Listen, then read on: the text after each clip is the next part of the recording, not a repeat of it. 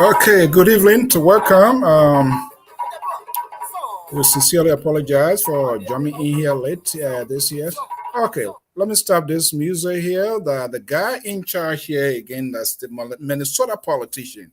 He actually going to be in charge. We're going to be here. The tax is given because I'm receiving enormous backing of this guy moderation here. So as usual, this is LPR. Everybody should be given the opportunity to do what is right. And of course, a lot of competent people here. Let me make sure this audio here is good here. Okay, I think I'm much audible now. So folks, let's start it. I'm going to be introducing the moderator very shortly. We are going to be part, but he is the captain of this vessel here tonight. So I don't know how Dulake Amos George, the ANC folks, going to manage it. My last name. Okay, folks, we sincerely apologize. Let's get the ball rolling to right here.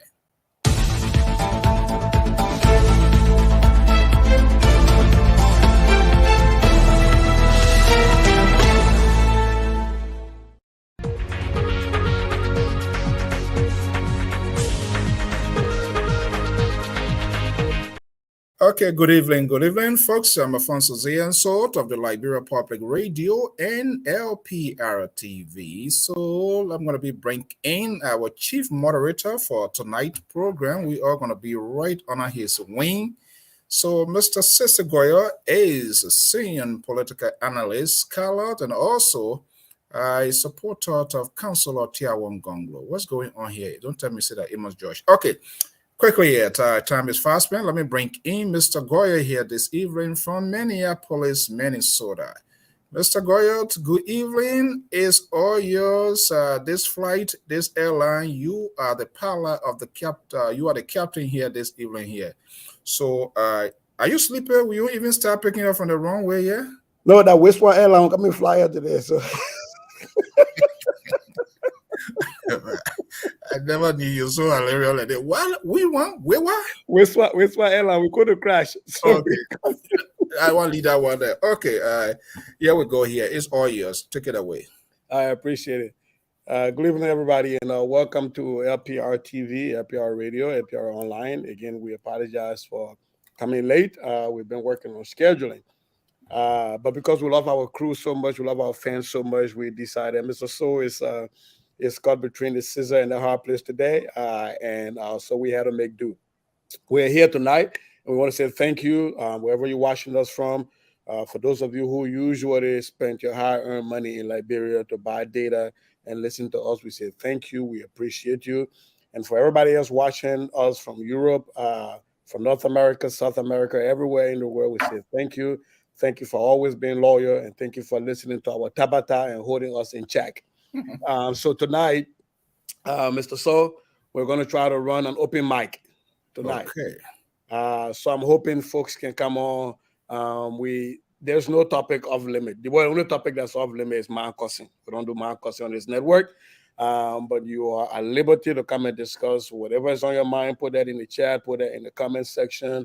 I'm hoping that the analysts can join us as soon as possible. But again, I'm just going to be the face of this thing. The brain and the engineer is going to be Mr. So. He's going to be in the background and doing all of the things he has to do. So, Mr. So, how's your evening been so far? What, as you see my location, I need not to mention here. They say we still wanted to come to Ducor. That's the situation. And sometimes you have your own people thinking that it could be a good thing. They always put you between your tough lines. But, that's part of our responsibility. I would say God money us. I like the banner on your name. I'm just saying that a network of reliability and trust, and that's what we're trying to do here. And it'll be reliable. Come on, we tell the people we're going to come on. Be reliable with discussing the issue, and be trustworthy. Lay it on the line and tell people what the prism through which we are discussing. You always say Cesar Goya. He's supposed to get one gonglo, so people know through what prism I'm making my communication, my comments, and that way they can trust what's coming out because we're not hiding anything. So I like that. That's the first time I'm saying that today. Yeah, let me tell you the fun before you get on, right? Mm-hmm. My director here. This country is a country of law and order. I'm not going to call her name. She's been off for like almost a month, FLMA. Mm-hmm. So. Actually, today is a return date. She came back thinking I'm going to get a relief. Or go look, some email came, bam. Oh, you shouldn't be here. You've been off for 1 week, so we need to get some police clearance background check. I say, you kidding me? Oh. But on the other hand, she was like, oh, but I you know what? I still want to go and relax. Like, you know what? I'm tired doing this. Is it possible that we can talk to HR? Let me hire some people from Liberia and they can work remotely. And the HR people who still working remotely. They're like, are you crazy? They're going to listen to you. I said, oh, no, but they're working remotely. Why I can't hire my Liberians, people back home who looking for job and people still here sitting there? She was like, I'm out of here. But anyway, it is why it is, but I want to thank you so much for stepping in that we're still going to be here. So can the police report the police investigation be done remotely too? Can we get Patrick Suru to do that investigation from Liberia for you? Who's going to be the, where would our headquarters be to do that? Yeah, my man, you asked a political question.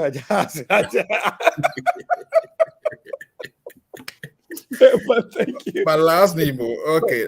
So what's on your? Because I know you're not going to be a lot interactive. So no, I kind of like set up 1 or 2 things. I'm still going to be on, but you are still in charge of the web. Yeah, I know. Yeah. So I will be on.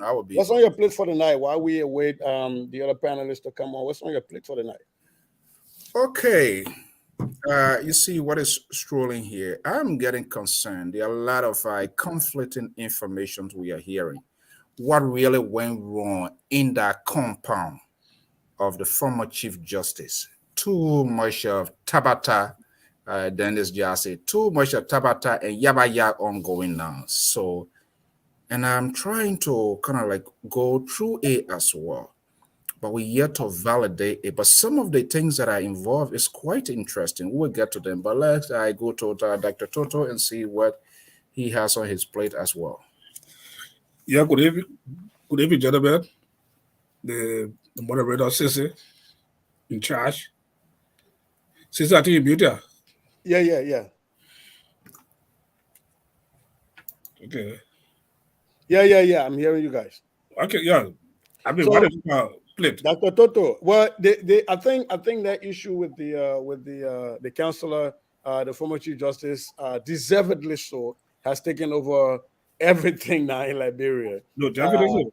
but to Mr. So points though, I think there's been too much kpakpakpa has entered this whole thing because there was a lot of missteps and false statements and misstatements, and now the gossip has just and everybody's is taking their political cheers now.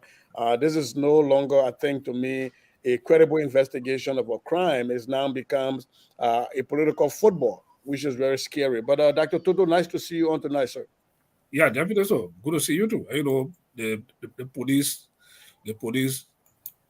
just went on and accepted people emotion.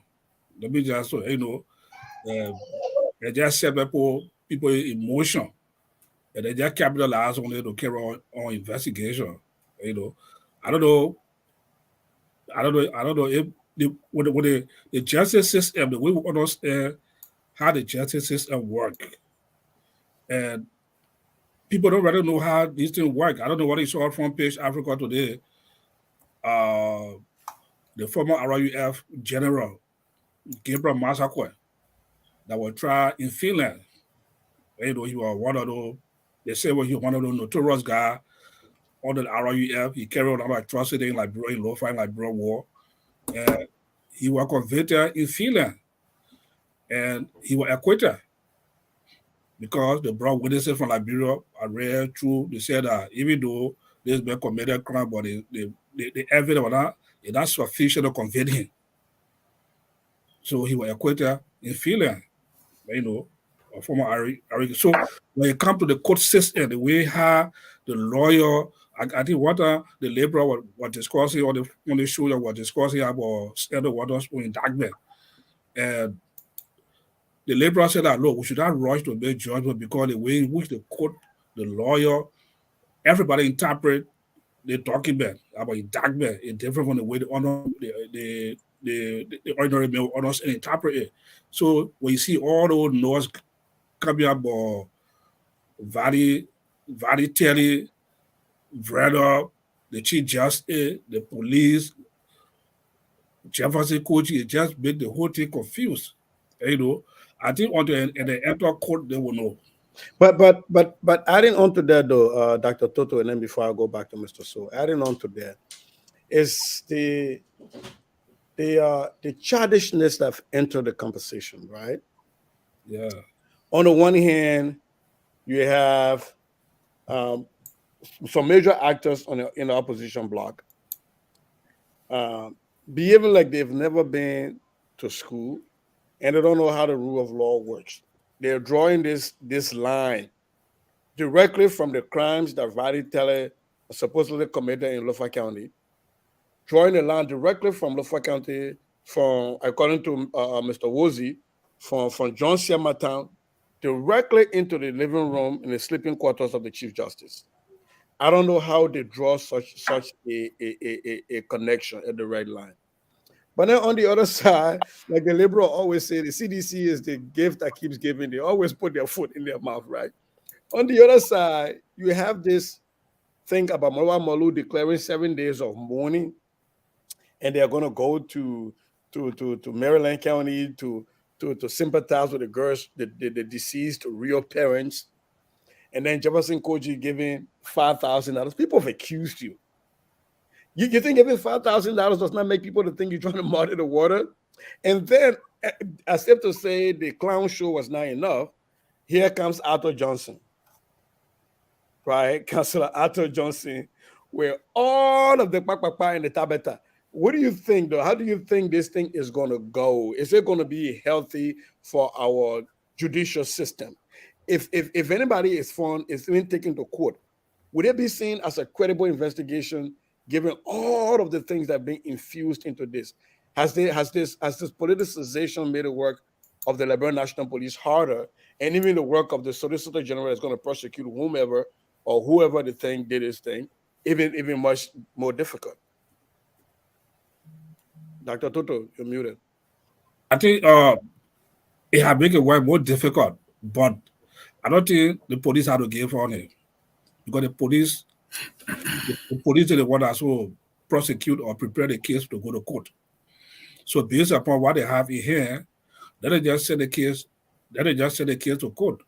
You know, they have to key witnesses that be part of the case here. You know, and we are not here the police talking about here. First of all, the pepper spray that was used by the CJ, the former CJ.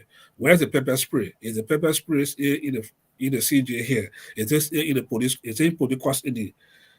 Those are things that the public need to be aware of because the police have taken over the case and that. So I think for where the case are landed at, I don't think the police need to give out on the case here to say there have been so many gossip about the case and also the evidence they have. Let it send it to court and let the judges, the lawyer, the solicitor general, they all go there to argue their case.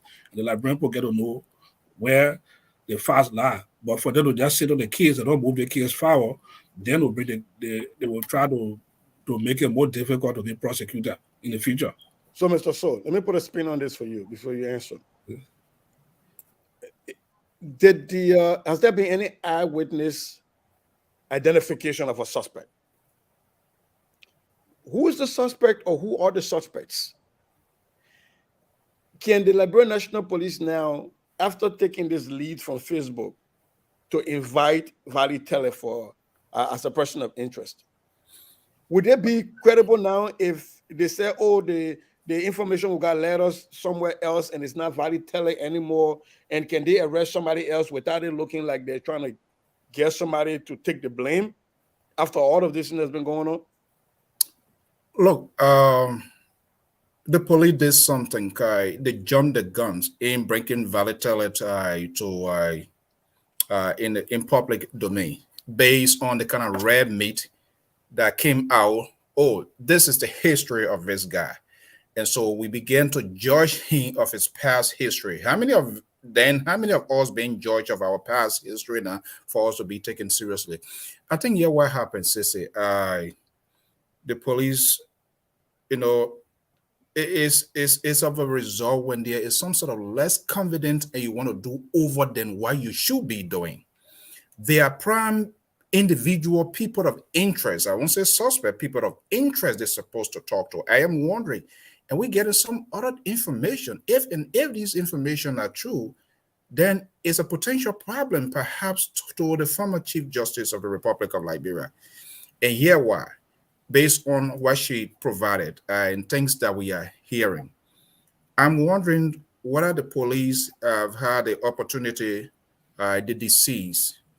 You see here, when something happened, they go beyond the borderland. The reason they are doing that, evidence is precise. You are a mathematician. You can only have 1 + 1 to equal 2. You can't. It's not a song at 1 + 1 = 3. No, that's not what evidence is. So I'm wondering what are they even say 1 + 1 = 1. Yeah. So I'm wondering, guys. Whether they have even had a chance to talk to this lady, the deceased boyfriend. We're hearing a lot of information. What is the relationship?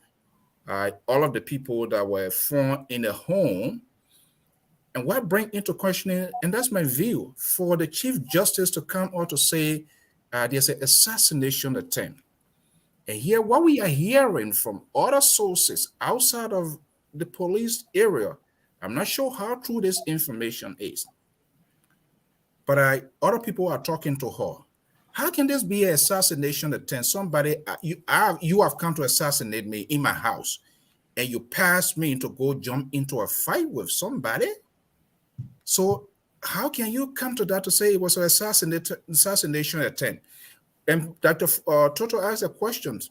Where is this spray here? So is the Chief Justice knew somebody was coming? Or how many times that spray is usually around that area? Where is the spray? Where is the knife? We learned that the knife, it was they water it down. Whoever did that to destroy evidence, that's another thing. But The police are holding tight. I think they made a mistake from the onset by just jumping to what came off on the social media, Valley Tele, or taking into the soundbite of Jerome Verda, giving us sort of crazy. I would say crazy because I mean he just have to. But if they talk to this lady, the Chief Justice, and all of the people in the House, they will be able to give us exact what has happened week prior to all of this. Was there any tension built out in the home? Was there any threat? These are different issues. People, the police investigators will always gather. How many of these people there who have their phone? What sort of messages are being going here and there? These are different puzzles they're going to put together to be able to give them a sense of direction. I don't know. I hope they are doing that. But Mr. So, here's the thing. The evidence gathering, the entire scene was tempered with. The police was, we all said that the police was very lazy in controlling the crime scene or even protecting the crime scene. The Chief Justice, when you listen to her wording, she said she pepper spray. And what people are misunderstanding is when somebody say a pepper spray the person, that it means that all of the pepper spray went into somebody's eyes. When you spray that canister stuff, it goes everywhere, right? And to your question though, when I'm in like Bureau full disclosure, I have pepper spray everywhere because I've been armed before. I got pepper spray like everywhere I sleep. So a lot of Liberians have that. So I think the issue is, sorry people, my daughter making spaghetti for me to eat. Okay, bye. so the question is, to Mr. Soul's point, when Senator Yombli Kanga said that they had advised the Chief Justice not to turn off a phone immediately after the robbery, the killing, they took the Chief Justice phone. The Chief Justice phone was on for about 2 days. And her question to Patrick Studio was, were they tracking?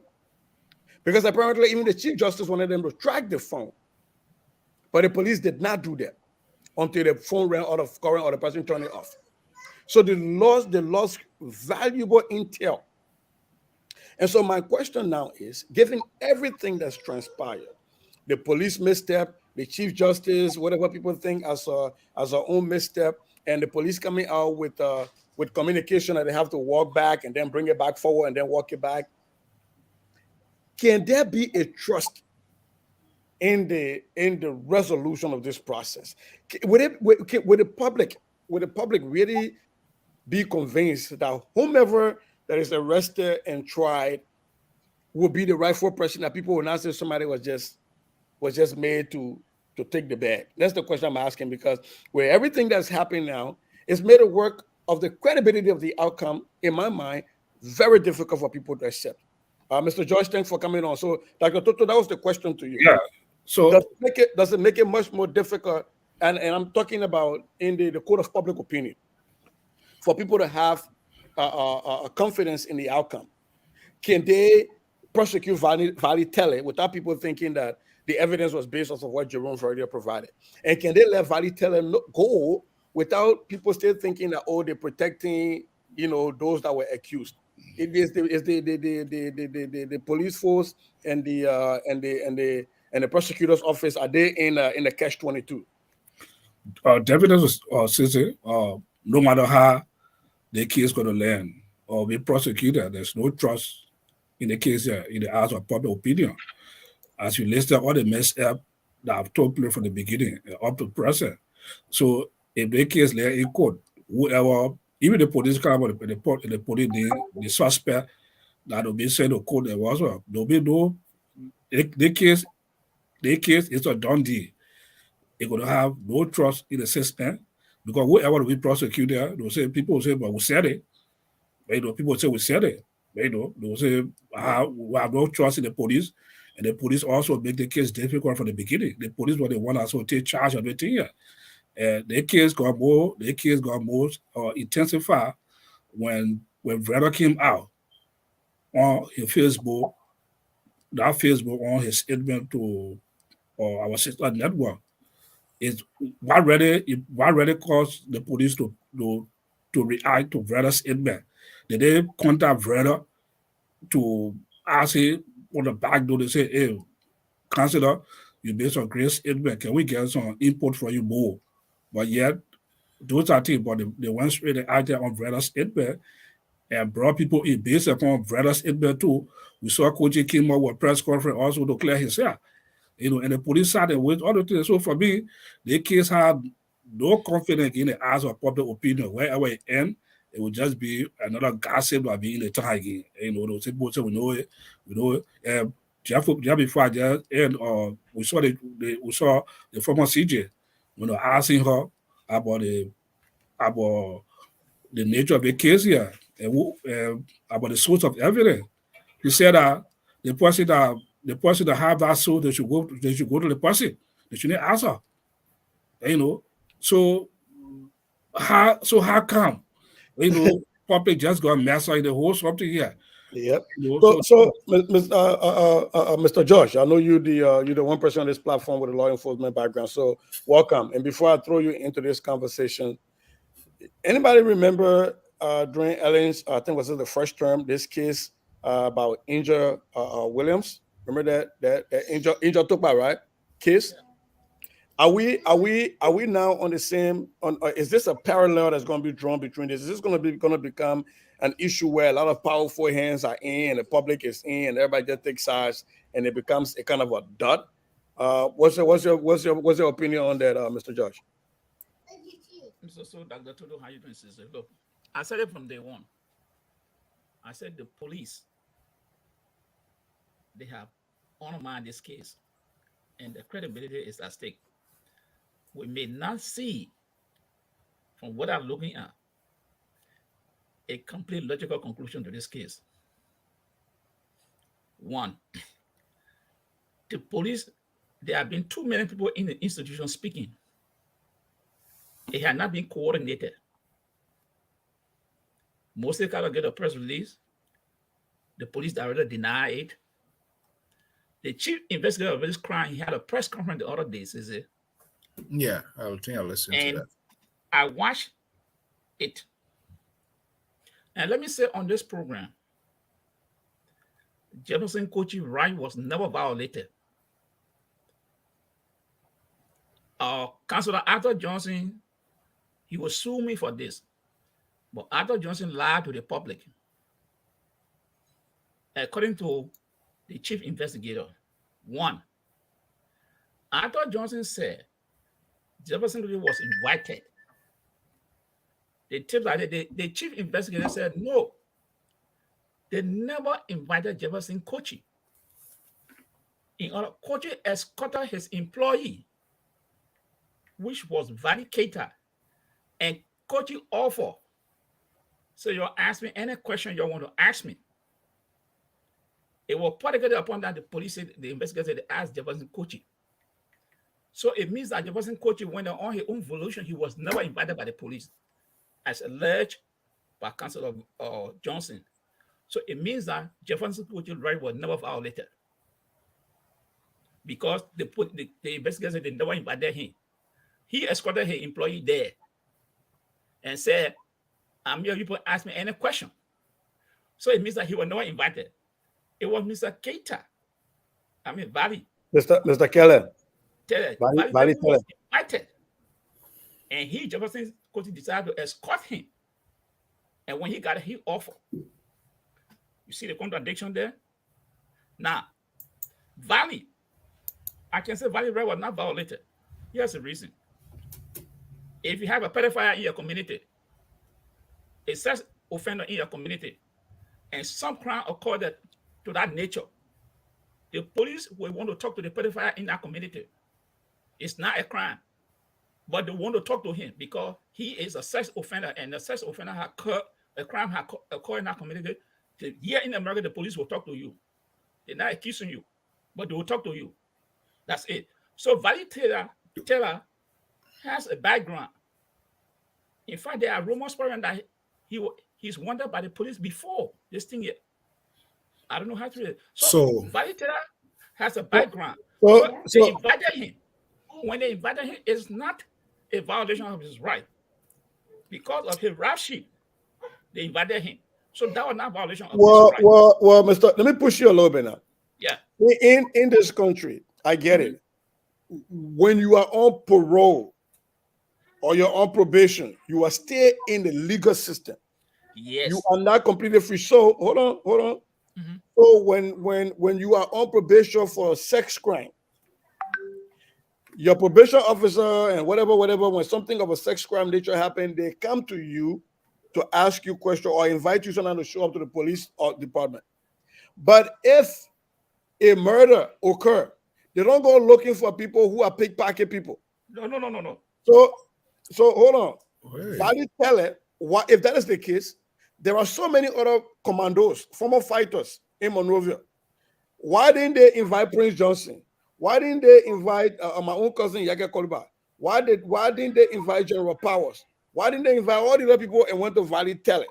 Good. And so, on it, officer, like Sissy said, I'm using Sissy word here. And to eye on it here, we got to give this a conversation here, a kind of like a holistic approach. Sex offender, they are registered people. So the question now becomes, how many to register, or how many ex-fighters or commandos or sergeant leaders within that proximity of the Chief Justice?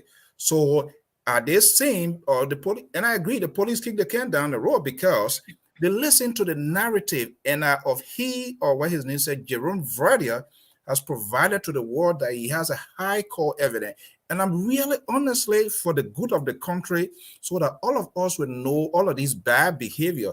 And mind you, his credibility, and not just only the credibility, but the institution he formerly works for, is on the line. If he can't come out, because more or less he should be able to provide intel or information to the investigators now. He shouldn't be quiet. He shouldn't come and say something here and throw a flame and just go quiet. Then it's a problem. So since he got the clear picture, or maybe somebody were relaying when all of these things were happening, he needs to come up with that sort of information too. But I mean, to say his right was not violated, I would say that if I were him, I mean, they just all because of fear or they've been dumb. That's why they just went rushing to them. Because you can't just get and go grab people and subject them. In fact, what they did, police, what they did, they endangered the Valley teller that could have led to the destruction of evidence. Listen to me, wait. And I'm going to tell you the reason. They endangered the former Chief Justice.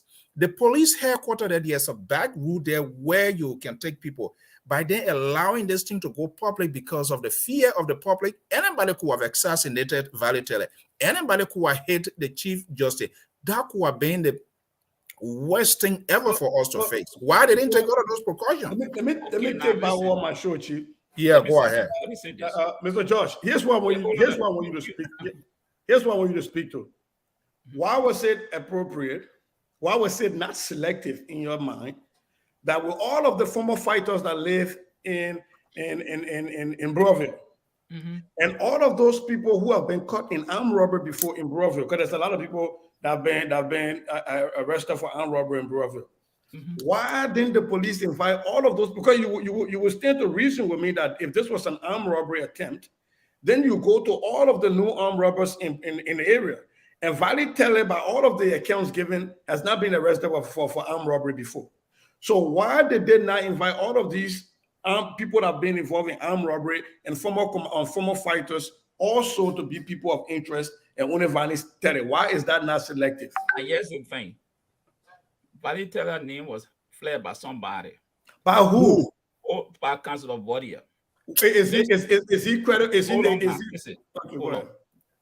Valley Teller lived in that area. They say Bafina Bono. He teaches at the school. They say we know that. But I still say there's a lot of ex-fighters living in water too. So when his name was flared by Council of Bordia, given his proximity in the area, the police had to question him. If any other armed robbers in that area, the police also supposed to go to them. But by what the police were doing, the police just throwing net. Right. But the net would not call one person, so another net as a fishing hook. If there was a net, they would grab everybody. They would not throw a fishing hook. Listen, the investigator doesn't work like that. If the CID, maybe they had talked to other notorious criminals in that area, but Valley Teller is one they went to. So going to Valley Teller, the only thing if you say Valley Teller was the team for more than 48 hours, then of course his right has been So violated. why you think they want to violate Mr. it? Josh, Mr. Josh, let's say this. Look, however way you splice this thing and you dice it, the police did not throw a net. The police threw a cargo at one person. That was simple. It was not a net. So are you telling me that? Hold on 1 second. Are you telling me that?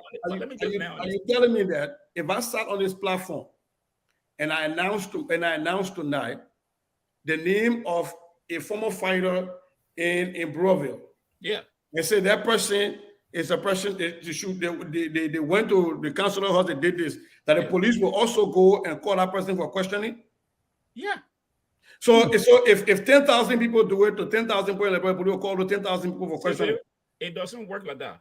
So that okay, so hold on. No, Here's the point. You cannot name 10,000. You cannot name 10,000 people. Wait, Mr. George, hold on. No, you can't. Hold on. You cannot. Mr. George, Mr. George, hold on. If Jerome Ferrier can name one person and it's okay to carry that person, and Cesar can name somebody and it's also okay to get that person, and Mr. So can name somebody and it's okay to carry that person, Dr. Tuko can name just somebody. speculating. No, Cesar, you speculating. Where do we draw the line then? We cannot dive into that. Why can't we dive into that? Why can't we? Where do we draw the line? Where do we see it? You supposing. That's supposition. But that is not supposition. That is the fact right now. Amos George, let's be fair. Let's be fair here. We need to supposition. That's not supposition. Supposition is Mr. George. Supposition, if it hasn't happened, we already got a method already. We already established a modus operandi. That if somebody accuses somebody and that person has been left in Broville area and that person has been known to participate in the emergency crisis, the police should go and investigate that person. That's a modus operandi already. That's an MO. So if I also follow that same path line, that's not a supposition no more. Then where do the police draw the line and say, who do we say we cannot take information from anymore? Let's get the police has a method of operating. If they decided they saw a magnitude, they saw something that they had to top the value, they will invite anybody. No. But to say that his fundamental right was violated, no. Mr. Josh, can you be asking what's the magnitude he thinks the police? That's the question I can be asking. That's the question because let me ask George. Let me help George on the wire. You need to help him. Yeah, I don't think valid fundamental right was violated. Well, not violated. That's what I'm saying. Even so, it can be any part of the world whatsoever. If somebody, when there's a crime committed somewhere or murder or whatsoever, if somebody come up and call somebody's name in our area, that person to have that person pass, and also what the person gave a tip to the police. We can see this country, they can ask, they say, if you know anybody and whatsoever come up and give the police some information. We see this in the country of murder or crime. So if brother come up or anybody come up and give a tip to the police, I think it should leave the police to either accept that tip or move. Was that a tip? Mr. Toto, let me hold you there. I use the word tip because brother came and make a public announcement.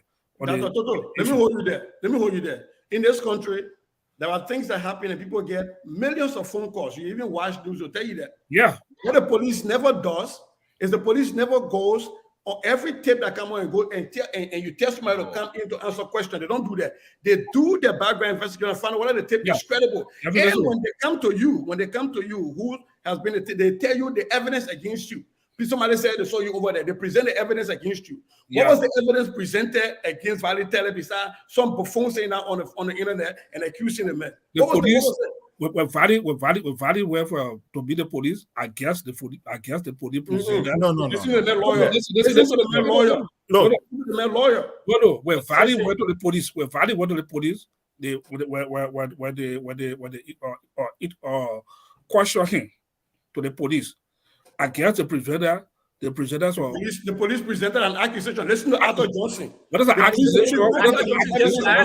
I just saw Arthur But the Johnson. police presented it to him.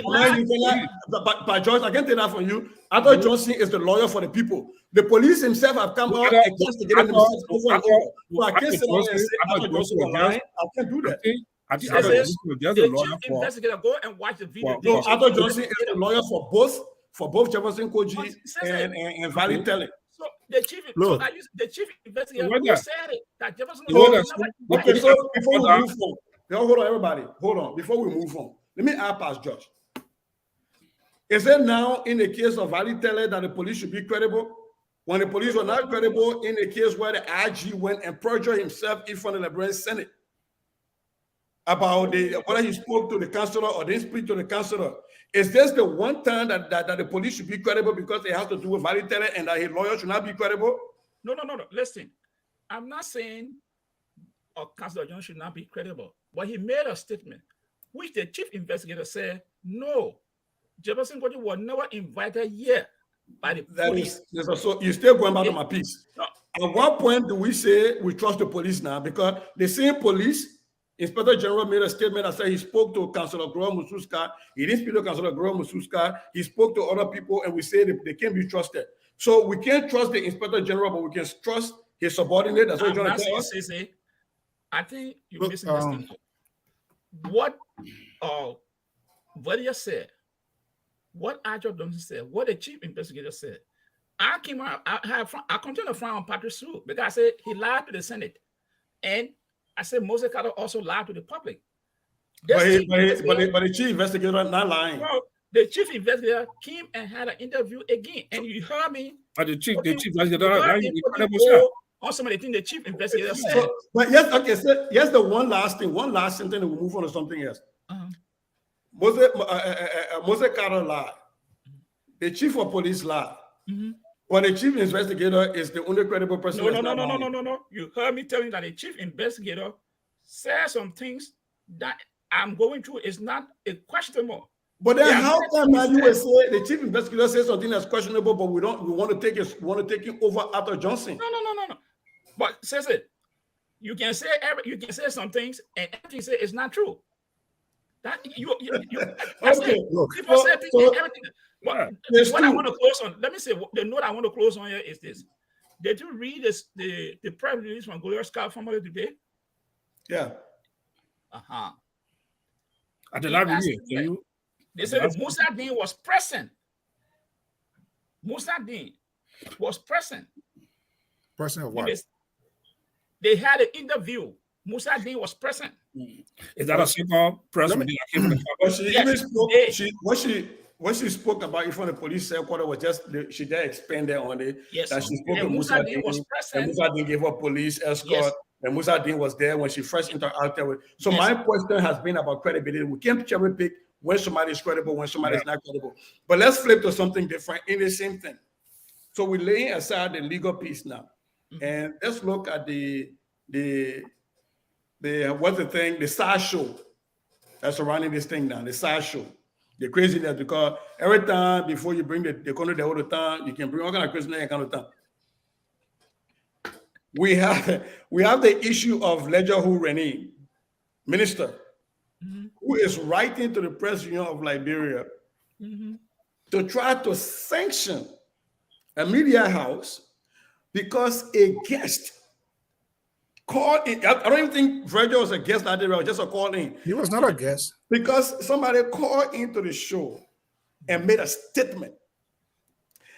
And Ledger, people who have been in the media for a long time crying about press freedom, has the audacity to write such a letter. That's one piece I want you to continue to consider. The next piece is this issue of suing people. Today, I listened to my uncle Arthur Johnson, the most educated Kisi lawyer, and you know me that all my uncle don't get me flower. He went and downloaded a Facebook post from Heron Costa and Ambassador Terry Genesis, and he says that Aaron Costa says that they need to stop Jefferson Koji, or else the opposition now we're in the nutshell.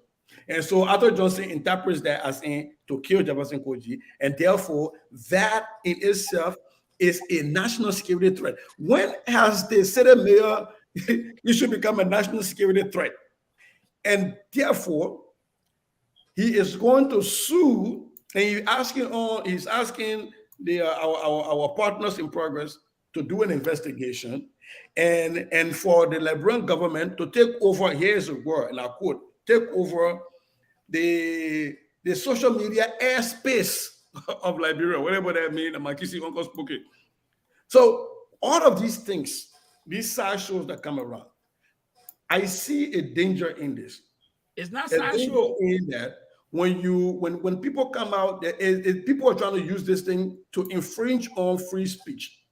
Do you see it that way? Because that's when I see this thing about, Jefferson Koji going to quote, you the mayor. When you hold public office, the bar for suing people for defamation of character is high. Very, very high. I can stay here and instruct Donald Trump however many way I want. The bar is very, very high.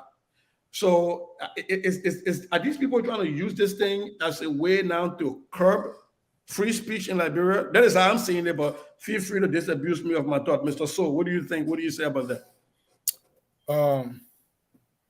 I think it's a kind of fear and the public reactions that got them to jump into this whole thing here, because honestly, for me, I'm waiting to see Verdi, who created a dramatic scene into this whole thing. I'm waiting for him to produce the evidence. I'm waiting. How they're going to get it, I don't know. And unfortunately, the police, they were so fast, and this is why this thing, it has to be discussed, and we can't be selective to grab pieces and puzzles and we say we want to make it right and ignore other things. I'm waiting. He is more or less seems to be most like an eyewitness account, which of course he's not. He's almost like a second or third or fourth party. Whatever information he provided on the social network, it was something that has been relayed to him allegedly by someone, and then he picturing it as if he witnessed it. And to your point, ledger ruling is sad for a minister of information to writing the press union. It's like he does not even know the very rule of the ministry that he represents, because there's a difference of having the social media to network and licensed radio stations. Where is the violation? I'm waiting to see that within the Ministry of Information Culture handbook with respect to our internet radio. Where is the violation? Because somebody came out. How many things have not been said before? So why this one year? Why makes it so unique to the extent that now he calling? So they do these things here to kill the substance of the conversation that people really need to know and we want to know.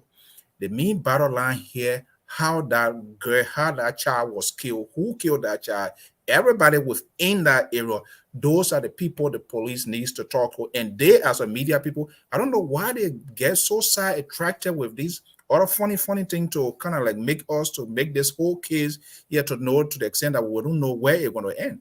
It doesn't make no sense. I don't see why authority as press union have to kind of go expunge. Is it a part of all they're going to do to suspend them? Where authority do they have to, even if you close the station down, will you close the Facebook version? Well, is it even right to suspend, to take the license of a media house because of a court? It doesn't work unless there's a serious violation. Unless there's a serious violation in terms of the policy of the network. Okay, but we're acting on that just to act singly on that social media. Someone that called in and said, how many people have not called in to insult, to say all sort of stuff here that you want to kind of like go strictly to and throw that one in the bucket for which you are writing the press union now? That shouldn't be the focus of the Ministry of Information. The Ministry of Information at this time should be providing concrete information to, as a government spokesperson institution, with this whole thing as the briefing or the conversation goes on with the Ministry of Justice. Should be here. Now he's distracting the entire public, the international community now, narrowing and diminishing this whole thing here to the lowest level. So I don't understand. Mr. George, yeah. First thing before I come to you, let me put a disclaimer out here that views expressed by Mr. Amos George as his views only. They are not the views of LPR TV or LPR Radio. So any lawsuit coming out is the view of Mr. Amos George and Mr. Amos George alone, and he lives in Georgia. If you want to find him, now, having said that, Mr. George, do you see that there is a concerted effort, somewhat, to make the quote unquote violation or what they call in libel of Jefferson Koji, that they are trying to use the government for Jefferson Koji personal protection, as in somebody says something that was a slander on Jefferson Koji on a network, therefore the government is going after them, and then B, Jefferson Koji lawyer is asking for the national security apparatuses and the Minister of Justice to investigate that somebody accused a mayor. Should we be using the Justice Ministry as the personal law firm of Jefferson Koji and the Ministry of Information as the personal propaganda arm of Jefferson Koji? We should not. But this is where we find ourselves. Sissy, when I tell you that election is not rigged on the day of the election, these things don't just pop up. These are things the people discussing behind closed doors. They just use it kind of medium or event to start testing the water. I think the last time Spoon went on the air and accused some guy from Leche. And I learned the guy said he was going to sue Spoon for $1 million for defamation of character about alleging that he stole from Leche or something like that. Why do you think they're trying these things? That is the way they use to silence the media by threats of lawsuit. They want to bankrupt this institution. That's how they start. So when you think I come here, don't take it for a joke. You should not take it for a joke. You know, and Arthur Johnson, this man will come up. That was when I was saying, I said, I know Arthur Johnson will sue me because I say he lied. Because from that first press conference, I think the second one he had, that anybody that talk about the case, they will sue the person. He said anybody that talk about the case, they will sue them. So I said, okay, I don't know this guy where he got maybe he got his degree from Yale or Cornell. So he knows what he's talking about. That when anybody discuss the thing, social media, where they will sue everybody. That is the way to intimidate those people on the street. That, hey, my man, if you told the thing, they will sue you. So these are the things you see, they start peddling around. Now, Roger Wood running, Paul Roger Wood running. You know the person who are not speaking to you. So Roger Wood doing this thing to impress the president. You know the person who are not speaking to you. I seen it. I seen it. Then he sue me. You know the person who are not talking to him. Is that a Eugene Fagon soundbite? Yeah? No, Legend will say on OKFM. He said it on the person who are not speaking to Roger Wood running because they say he was not defending the government. So these are the things that he wants to show the government that, hey, George, we are on top of things. We see you will ask the partner to shut the airway down. Come on.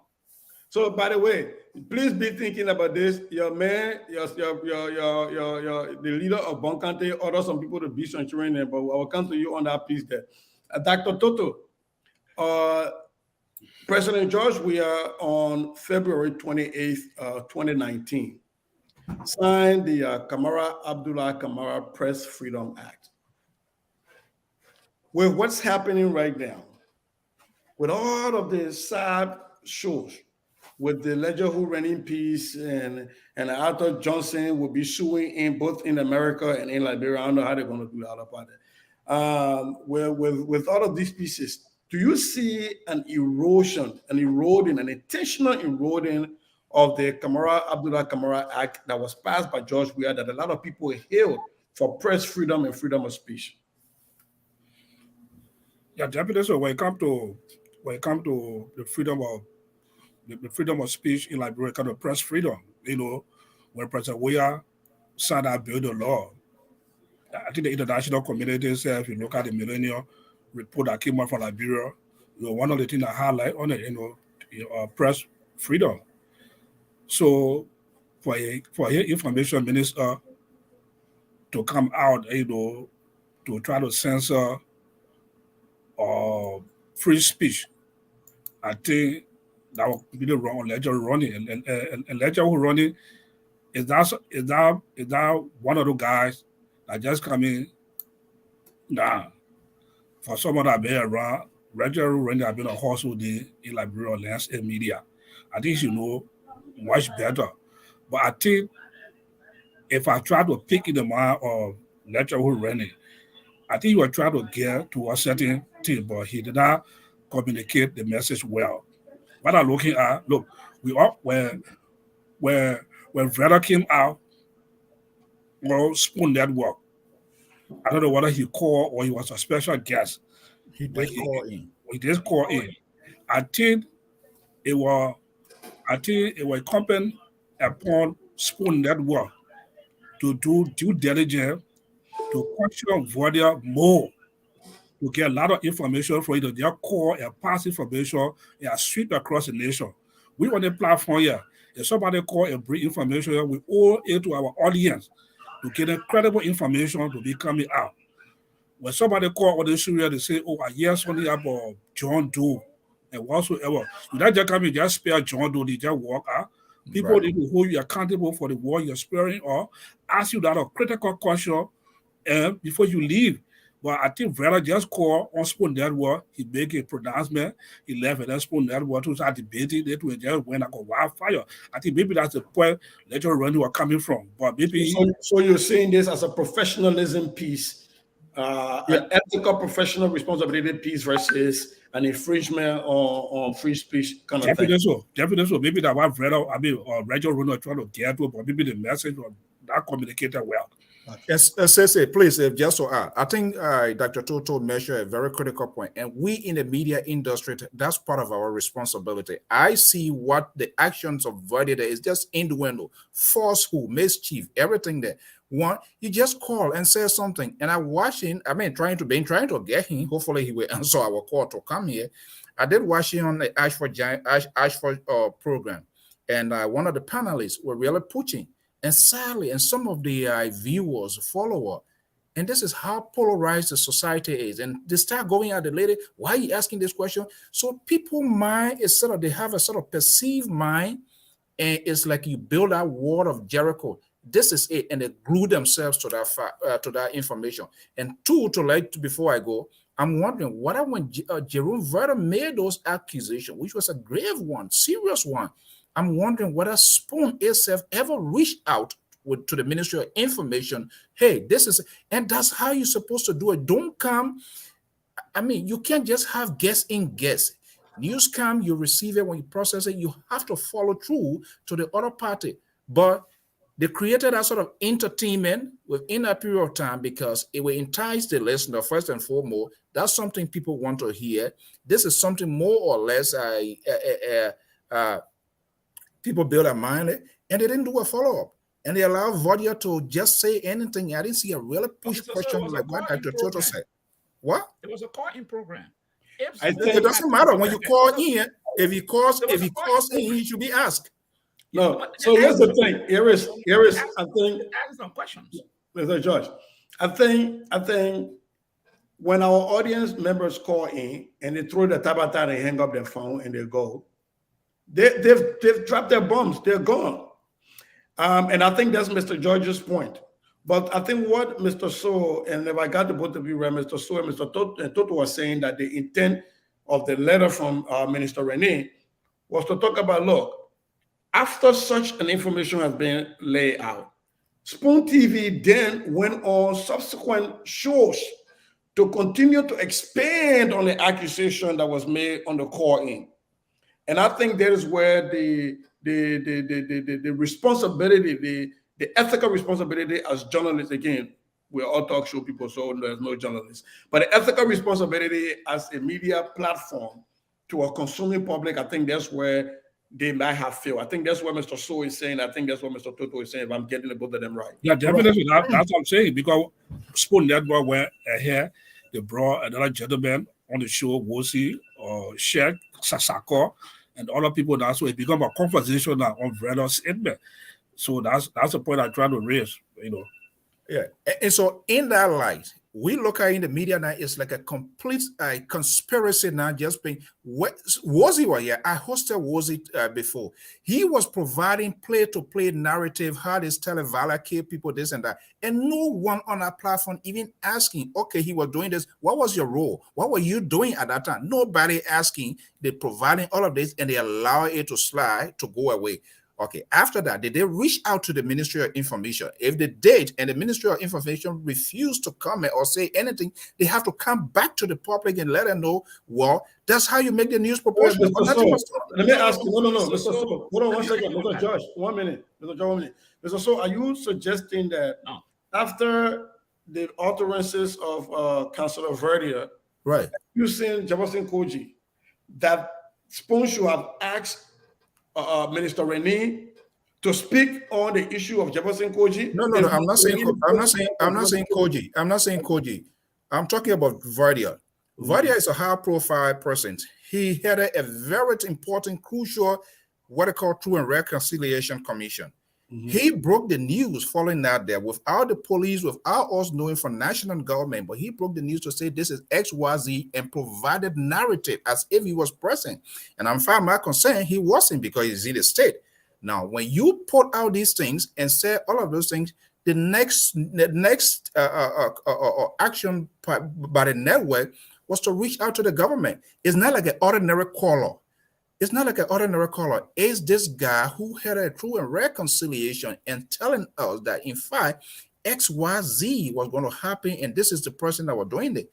So based on his standing in the community, in the public, it was the duty of the Spoon Network as well to get a version, and leave with the Ministry of Information, whether they want to react or not, but then they would come back to tell the public, well, based on what we heard from Randy XYZ, we reached out to the Ministry of Information, they refuse to comment. Okay, then you put it to a rest. You make it proportional. Let me put a spin on it and I come to you, Mr. Josh.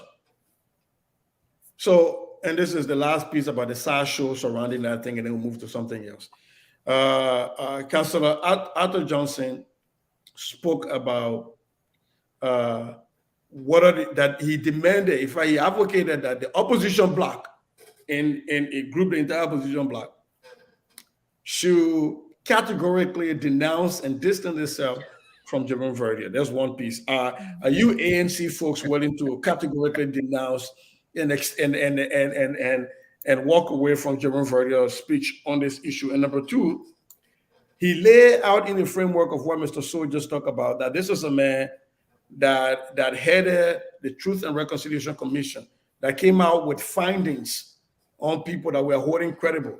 And if this is an example of how they did those investigations to come up with those indictment of people's guilt, can the result of the TRC be trusted? Has Jerome Verdier utterances recently put a dark stain on the credibility of the TRC report? That question to me? Just to you. There are two questions. One, the ANC put you run away from the mayor. Listen, Jerome Verdier is one commissioner. Oh, Lord. How many commissioners? 5 or 6? I don't know. He was the head, though. He was the head. Yeah, he was the head. But the late Chief Kafuma Kwenen, who I highly respected, was on that committee, did not say anything contrary to what is presented. They disagree on signing some document, but he never condemned it. He never argued that anything that there or manipulated by Jerome Verdier. Madam Washington is here. She has spoken. She has countered him so many times. Madam Washington has gone. Yeah, on the scene, Jefferson Kochi issue that I said they got some bad blood from Jefferson Kochi. So on the scene, Jefferson Kochi, Madam Washington had argued that. But none of them had come up to challenge what was said on that TRC about people that they investigated. None of them had come up to say. Hold on, Mr. Josh. That was not a question. I think you're sidestepping this question. Hold on now. So I said based on that.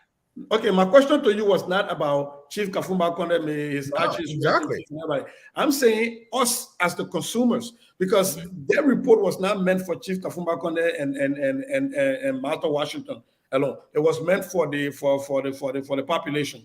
So us as the consumers, looking at the current utterances of Jerome Verdier, where he's claiming to have evidence where he can only give it to a credible government. And so if George Weah wins a second term, that evidence will be kept for another 6 years. All of these utterances without proof can, if an ordinary person sitting there in my village right now is low, say this man said this thing, but this is how people investigate, a high investigator will come up with the other thing, then we can't trust that. Would that person be wrong to say that the utterances of Jerome Verdier has cast a doubt cloud on their way of accepting the TRC report? They would be right. They would be right. Because sometimes it's the same thing we say. You look at people past, what they have done, and present. So sometimes you make an informed decision on those things. So that's why I said the other day.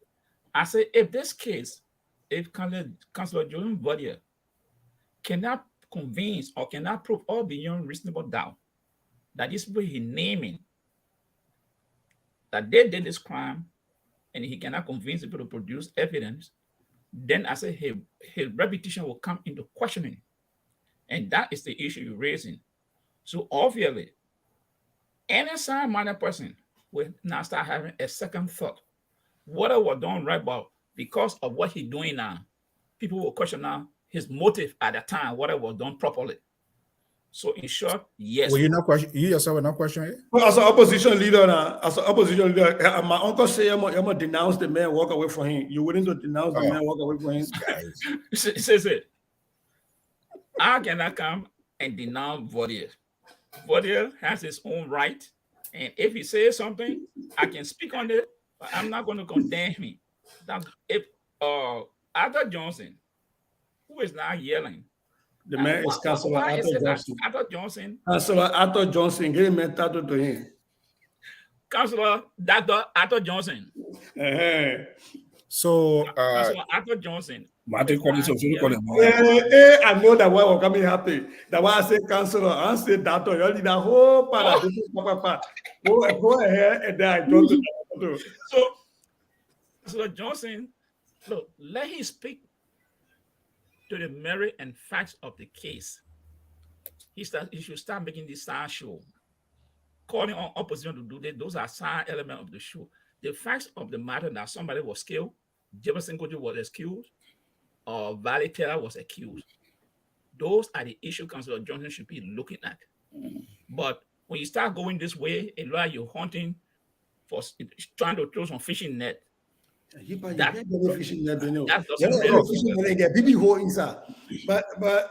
Dr. Toto, real quick, the revolutionary mighty Congress for Democratic Change. When I say you, I gotta say SAO. SAO. Came up. I'm part of that SAO battalion. It came up not once, but twice with the Dr. Ray. Dr. Ray. The Dr. Ray talking about this issue. So rightfully, Arthur Johnson has said that this thing has been politicized from all sides in his press statement today. And so because of that, he's urging credible people in the opposition bloc to either A, push back on Jerome Verdier's accession, or B, lose their own credibility as opposition politicians and leaders. Dr. George Toto, are you willing to shield the mistakes, if you think there's any, in the utterances of Councillor Jerome Verdier in order to protect your side, or are you transparent enough to call out Jerome Verdier and let my uncle Arthur Johnson go sleep in peace tonight? So you can only sue they one papier, I don't have to sue you too. I think Arthur Johnson, it will be so silly for any political institution right now to say they want to disassociate themselves from Jerome Verdier because the statement he made. You know, first of all, when Jerome Verdier made his statement, no political institution came out and said we support Verdier for his statement. No institution came out to say that. And then number two, the case have not even land in court. for the court to get a ruling on the case here. So what happened that way? Anybody come and make any statement to deny of Vreda. The reason why we are discussing Vreda in the situation because there was a lot of mishap that happened along the way to see where we are, including the police and everything. So even so we can come out and say, okay, we want to dim the light on the police because the police has some mishap in the case. No, they have the case. At the end of the day, the case will go to court and lawyer will go argue and a ruling will be made. Based upon the ruling that they can sit and look at point A and point B. I think my political leader, Councilor Gonglo, what the incident happened, he reached out to the CJ, and he went there from as an ordinary Liberian from that perspective to sympathize with somebody we lost a loved one or get robbed. He has a personal relationship with her. That's why he went there. So and that's the reason why some time ago I want to show you too. But he also fair to mention Dr. Toto. If you listen to that interview, he went on a political stunt. Yeah, he went there. So the same. So you know her personally, Mr. So he know her personally. I want to show you some time ago. I want to show you some time ago. I called the president. I said, he said that the president is the father of the nation. When something that they happen, they have to take politics out of it whatsoever. When the country security system is in danger, you see fear. Everybody talking about their life and things. This is the time the president will speak on some of these things here, to give people the insurance in the country. So these are some of the things we see. Well, for Councilor, Arthur Johnson to say, okay, people should deny or for that's a serious statement he made. Okay, so Mr. So put a bow on this thing for us. When you brought a point up, when the death occurred, Councilor Tiawan Gonglo and a lot of LPP stalwarts went to visit Gloria Mususka, and because she has a really long, strong personal relationship with Councilor Gonglo. But beyond that, the Unity Party also made an appearance there because she is a senior member of the Unity Party, and Chief Dr. Joel Howard Taylor made a phone call to the former Chief Justice. So has this been politicized because of those things, or has this been politicized just like we saw the implosion of the CPP, where it was not the major actors that were doing the problem, but it was the foot soldiers that politicized this? Do you see this as a politicization from the top or from the bottom? I think both sides, and all of the above are involved. And this the reason I said political stunt by your supporter was that because he made a political statement. They say, oh, if all of these things happen. First of all, when these sort of things happen, you be in solidarity because there's a death that have occurred. And we must also bear in mind, which we cannot ignore, this one is the former Chief Justice of the Republic of Liberia, a very separate branch of government. So that is very crucial. So it's obvious, of course, all of these actors, they're going to be there because while they sympathize with this situation, but I think it should have just been done like that. But the way we're seeing it now, like CDC planning to go, this and that, it just creates a distraction. So the question now becomes, how many of our young people that have died in this country, like we saw the women coming in droves and all of that, how many of them have ever done that? As far as I'm concerned, for me, all lives matter.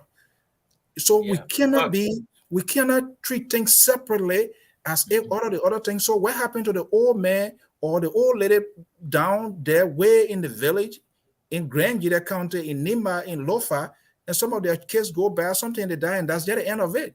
So why we should get there? And I do understand people in society, their character, their involvement to also take precedence over every other thing. But the way it's being conducted, being played now, is just kind of like, it's killing us to get to the bottom line of this whole thing. They need to chill out, let the investigators do their work, and let we find out. And the question now becomes, who do we trust into this thing here? Because everybody say, okay, that evidence being tampered with, which of course a lot of things went wrong. So how can we remedy this thing? How can we get to the bottom line in order for us to say yes, justice is being said?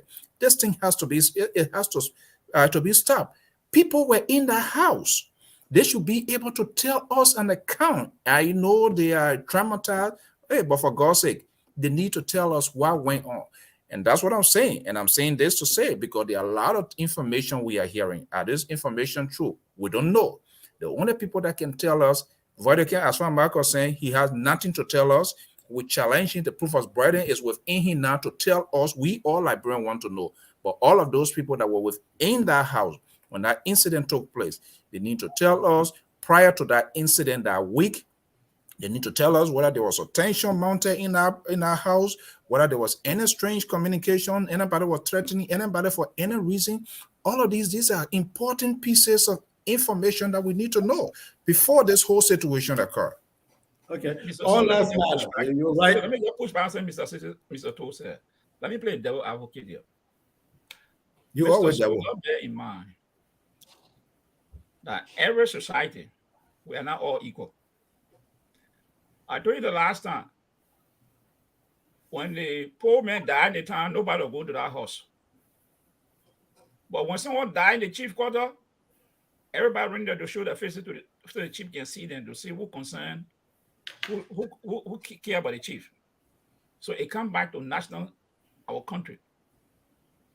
Certain killing done, we'll come on the show, we'll talk about it. You're not I think somebody wants to call. Y'all want to put your number, and I want to use your number before we go. I think somebody want to call, but I mean, I know. Your number is showing up on the screen. No, I can move that because I'm not connected to that number. But I mean, we can go on for tonight anyway. So when that happened, this is how the society works. So you will always find it like that. We will talk about the poor people, but you will not see that amount of crowd to turn up for that poor person. But when someone was started in the society happening, you see people come out. So that's just how society works. Let me put a bow on this thing and then we'll move on to something else. All lives matter, that's a fact. But not everybody that die get to lay in state at the capital. There are very few people that bodies get carried to the rotunda of the Capitol and they stay there all that time. So we can't bring my great grandmother in from Slowo to go put their body at the state capitol. But to your point, though, Mr. So, that people in the house are not speaking to the police.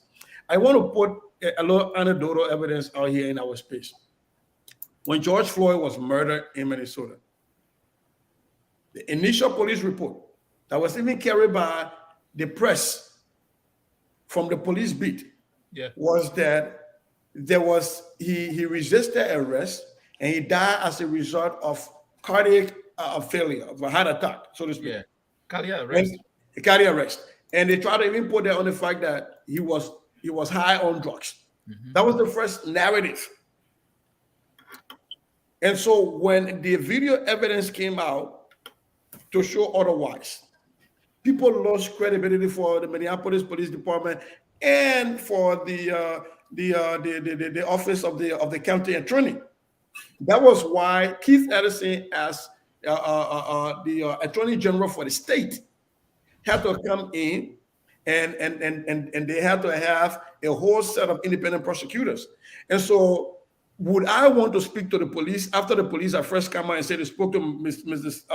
Councilor Scott, and no, they didn't speak to Councilor Scott, but then somebody said someone in the house who was a contractor that didn't go home and the woman said, no, I didn't tell you that part there, and they're talking all over the place. Would I be comfortable now going to talk to the police? Absolutely not. And that was the reason when people complain about why the woman had lawyers. I'm telling you, are you crazy? The woman had interaction with the justice minister and investigators, and a different communication came out. And by the way, to this day, Frank Musa Dean has not come out to say what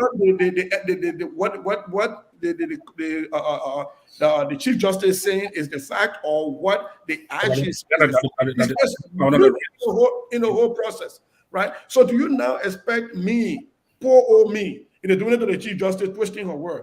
I should now go and sit down with police and have conversation with them? Absolutely not. So I think the way forward for me in this whole thing is to have new set of investigators and remove Patrick Studu from being part of this whole investigation to be able to lead. We don't call him on the phone and stuff, to be able to lead with the whole thing here. But they make it we don't get all it will move on. So where would a new investigator come from? From Lebanon National Police. They just can't be Patrick Studu from Lebanon National Police. Go ahead, Chief. Yeah, hi, gentlemen. One second. You're hearing it, man? Yeah, Clark, loud and clear. So we're hearing you. Don't do Jeremy further. Hold on. Don't do no Jeremy further thing here. Anything you see on the network is your own responsibility. We won't get sued by Arthur Johnson. So go ahead. Yeah. So thank you guys. Sorry, I couldn't appear on this set. So here's the thing. You know, I find it very difficult to really understand Brother Toto and Mr. George. Yeah. They'll go to a press release. The question he posed to them concerning Jerome Verda utterances, you know, in this whole thing. The first thing we should understand, 1 day after the murder, when we didn't even know anything, Jerome Verda appeared on Spoon. You are not called. You're sending the link. He appeared on Spoon, but he didn't come on video. He blocked his video. And then he spilled all complete garbage on Spoon. And the opposition ran with it because it was a talking point to make this government look bad as usual. You understand me? They hold to that fact. I mean, to Jerome Verda alternative fact. They hold to it. They ran with it without questioning Jerome Verda's credibility when it comes to that. It was something that played in their line. And so they ran with it. At this point where George Toto and Mr. George cannot even say, look, the opposition should distance themselves from the statement of Jerome Verda because it was Jerome Verda in. Your own political leader went over there and made a political statement that the government dropped the ball on this woman, the government did XYZ, and the whole thing with the brooming his hair. I think, to be very fair, when these things happen, we should do away with politics and we should look at the problem and see how we can solve it from a security standpoint. So my brother, my brother Keto, let me ask you a quick question. So when Councillor Gonglo showed up and he said that the police had dropped the ball, because the responsibility of any government is first to ensure the safety of the citizen and number two, to provide for his welfare. And that when the Chief Justice had reported that she had previous incidents saying that she should have been given police protection, and henceforth the government dropped the ball. Do you see that as politicization? As I do see that, because the police did not drop the ball. If you're really listening to the Chief Justice, I didn't get that. Could you try again? She said the police went around and they were patrolling. She talked to the present chief the justice minister. What's that doing? She talked to him, and everything upon, as a matter of fact, the police even recommended that she gets some private security. What she did. So this is the point. Keto, hold on now. The point we're raising is not that the police did not go around there. Police were going around there when this thing happened. Was she assigned a police escort? But let's move beyond that, because I think I'm just about the law. Yeah, let's move. Let me get one more time, because he's one of our analysts. So then we'll go to the other person in line. So then my other question. The utterances by the Revolutionary Coalition for Democratic Change about going to sympathize and holding 7 days mourning and all these other alternative facts about whether the lady must have been the one that murdered her child. Do you see that also as politicizing the process or no? I do see that as also politicizing, and I will speak clearly about it. The reason is simple. When you throw one of the coalition leader on scrutiny for something that he has no idea of, what you expect the coalition to do? Sit down and put a hand and say we'll wait until they clear the air? So they have to come out too. So that's what I'm saying. I cannot slap you politically or have a slap that will even blind your eye, but then you sit and say, whether my colleague, let me just let it slide. So I put that thing we're doing now. We're doing okay. So Keto, you want to stay on the line? I can hold you on my line. We got somebody on George to the line. I can bring them more. Or do you want to call? You want to stay on? I'll stay on the line. Okay, all right, then just stay on. Okay, stay on. Like, you hear me? You gotta put on speaker. You getting me? Yeah, okay, hear you. Okay, hear the caller? Yeah. Put on speaker. You want speaker? Okay, hear you? You don't speak here. Caller, your line. You can hear me? Yeah. We can hear him. Much better. Okay, go ahead. All right, thank you. This is Elvis calling from Minnesota. Thank you for the show, gentlemen. Hello to all of you. I just want to give Mr. Cisse some props tonight. I think he's been doing a good job moderating the show. But I want to ask Mr. George a few questions since he's a investigator or was involved with police work before. Mr. George, wouldn't it be prudent for those people to ask the security guards at the Chief Justice house? Because, like you said, the murder weapon was living in the house. How did the person escape from the house without anybody trying to apprehend him? When you have, I think they said 2 or 3 security guards that's guarding her. And then the last part is the what a guy named Jerome Verdier. In America, there's a law, freedom of speech, but you also can't yell fire in a crowded theater. As a lawyer, he should know that you can't insinuate, or inflame a sensitive situation in the country by just making outrageous claim without anything to back it. I think if he was in Liberia, that could be a disbarable offense where they can disbar him from the bar, because you see the same thing with Rudy Giuliani in America, where he did all that nonsense with Trump, and they're investigating to disbar him because he was spreading false information. Same thing with Fox News. So the media also has a role to play. If you're spreading false news against an entity or the government, they can sue you for it. It's well within the rights. You can go to court and defend yourself. You may win, you may lose. But it's not wrong for somebody to say if you're spreading false information, they could sue you or suspend your license. That's well within some of the code of conduct for media houses. So I just want to make those quick points, and thank you for taking my call, Mr. Toto. Thank you. Thank you. And to that point, I think the scholar brought up a salient point. I think all of this running around that Arthur Johnson doing where he was suing America or suing Liberia, I think that would have been the easiest route to go. Go to the Liberian Bar Association and see if there is a violation of ethics from the counselor in Liberia. But that is very good. Mr. Josh, you were called into the question is he practicing in Liberia? So but he doesn't have to be practicing for a law license. But here's the thing. Okay, Sisse, I have one call on the line. Can I take the other call here? Okay, well, go ahead, Dr. Caller, you are on live. Okay, my name is Sam Martinberg. Okay. I call from Pennsylvania, the United States. Okay, thank you. Have your say. Okay, buddy. The first thing I want us to analyze here is the vacuum between the police and the accuser, who is Jerome Verdier. Jerome Verdier is about 5,000 miles away from Liberia.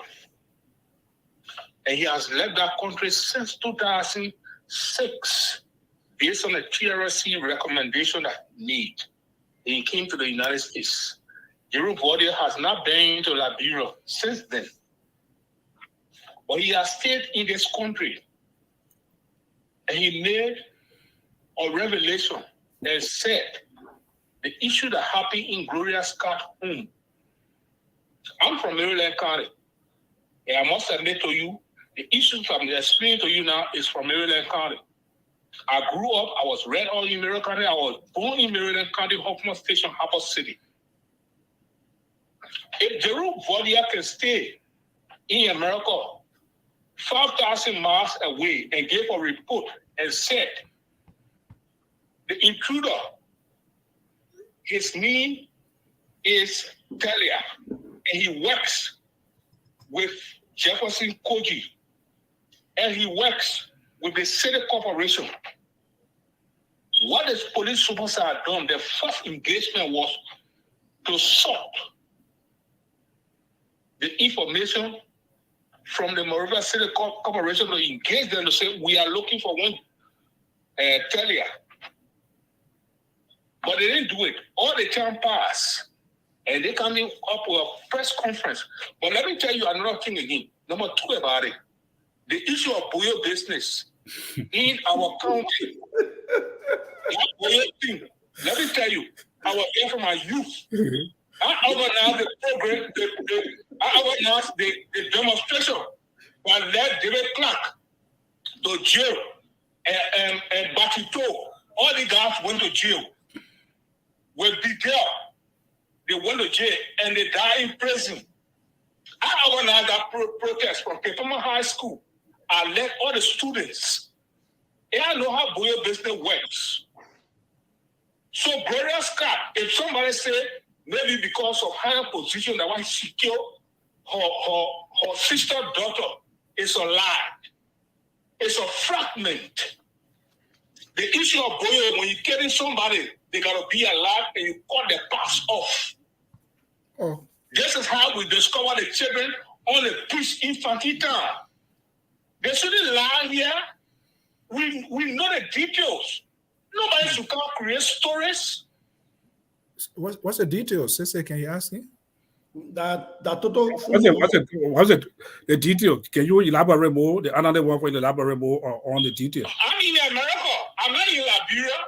But I'm saying in Liberia, when I was there, when these guys killed Moses Fine, so these 7 guys were hanged. So hold on, sir. Let me put you to a point. So are you saying that the killing that occurred in Gloria Star Hall should that be taken to be as a Boyo killing? It's not a Boyo killing. Let me let you know. It's not a Boyo killing. Do you remember we hung 7 persons on the ballot? On the gallop? Yeah, I know that. That happened. That happened. You know that story? Yeah. That Wulatino case. I follow that case. I know it. 7 persons on the ballot. When Tanya Ware was feeding that Moses Fine ball, he got home. And that boy said, I will be the last person you guys will kill. Alan Yancy. Yeah. This is what we got to know how Boyo behaves. I don't know, but has anybody linked the killing to a Boyo case? Boyo case is a black magic. They're saying that the CJK, the league, for some reason, what people have been. From the okay, trying to wrap it on that. Other people caught it too. Yeah, if somebody is supposed to die from your home in a Boyo case, you don't carry it to police. They never go to police. You will do that ritual, and that ritual will be performed, and you'll be caught in the act, and people will raise concern, but it will die down. That's the issue of Boyo. Oh. In Maryland County, and I tell you this today, the same issue happened in People, Maryland County, where the people burned Obachima's house. Okay. You know that case also? Yeah, okay, just try to wrap it on a lot of calls coming in. Right. Yeah, so I just want people to understand that this issue is a police case and police intelligence. Okay, thank you. Thank you so much, Mr. Mullenberg. With Jerome Vodia. Okay, thank you. Jerome Vodia will help them with the case. That's all. All right, thank you. Thank you. Mr. George, I think the first caller going to reference you just real quick, 30 seconds. Yeah, he said the security guys. Yes, the police supposed to interview the security guy because according to the chief said the chief investigator said that the security guy explained to them something. So they too have the access to police. So there's no question about that. Because the chief mentioned that I must say I had a second thought I said, but the people who are interviewing the chief. We have another caller. The call keep coming in. Okay. They asked the chief the kind of question because the chief said that the security guy said they had to take some bar to beat the window, to beat the iron bar to open for the people to come through. And the next incident that came to my mind, do this police have picture of that window bar and what the security alleged. So the problem we have is the police has not laid out anything about what their evidence are and what they haven't. This whole thing, the update from the police has been countering the political narrative out there. And that's the problem we're having because to your point, Sister, can we take the caller? Yeah, sure. Mr. George was talking so a while, but yeah, go ahead with the caller. You are all live. Where are you calling from? Okay. How you doing, sir? Yeah, we do. Okay. You can get the caller, right? Yeah. Okay. Hear you. Yeah. Hey, how you doing? I got a couple of concerns. My name is Andrews. I've always called this show. I'm calling from Kentucky. I got a couple of questions for Mr. Sese and Arnold George to answer. I think he was a former police officer. If anyone would get asked the former Supreme Court Justice if she can tell us if it was a male or female that she pepper spray, and if she get do that, because you see, I listened to her interview at the police station. She took Mr. Very saying that of the pepper spray when they asked her if it was Vazi or whatever, she pepper spray. She couldn't answer. She referred us to go ask Mr. Very to tell us more of the question to be posed to him. So it would be nice if she can tell us, the public, not me per se, because I'm not around anything like this, but I get concerned about labor issue, if it was a male or female that she pepper spray. I don't try to be sarcastic, but I know everybody says it's a male, but if she, because I think, you see, for me, because I can be honest with you, I have been pepper sprayed before, but it was not because of crime. I was just in prostitution, and because the pepper spray used to take my phone. So I know how pepper spray feels. You're right. So if she pepper spray somebody, she was in a close range of the person that she pepper spray, so she can be able to identify if it's a male or female who she pepper spray. Okay. Okay, thank you, Connor. But I don't know how that question came to me. Hold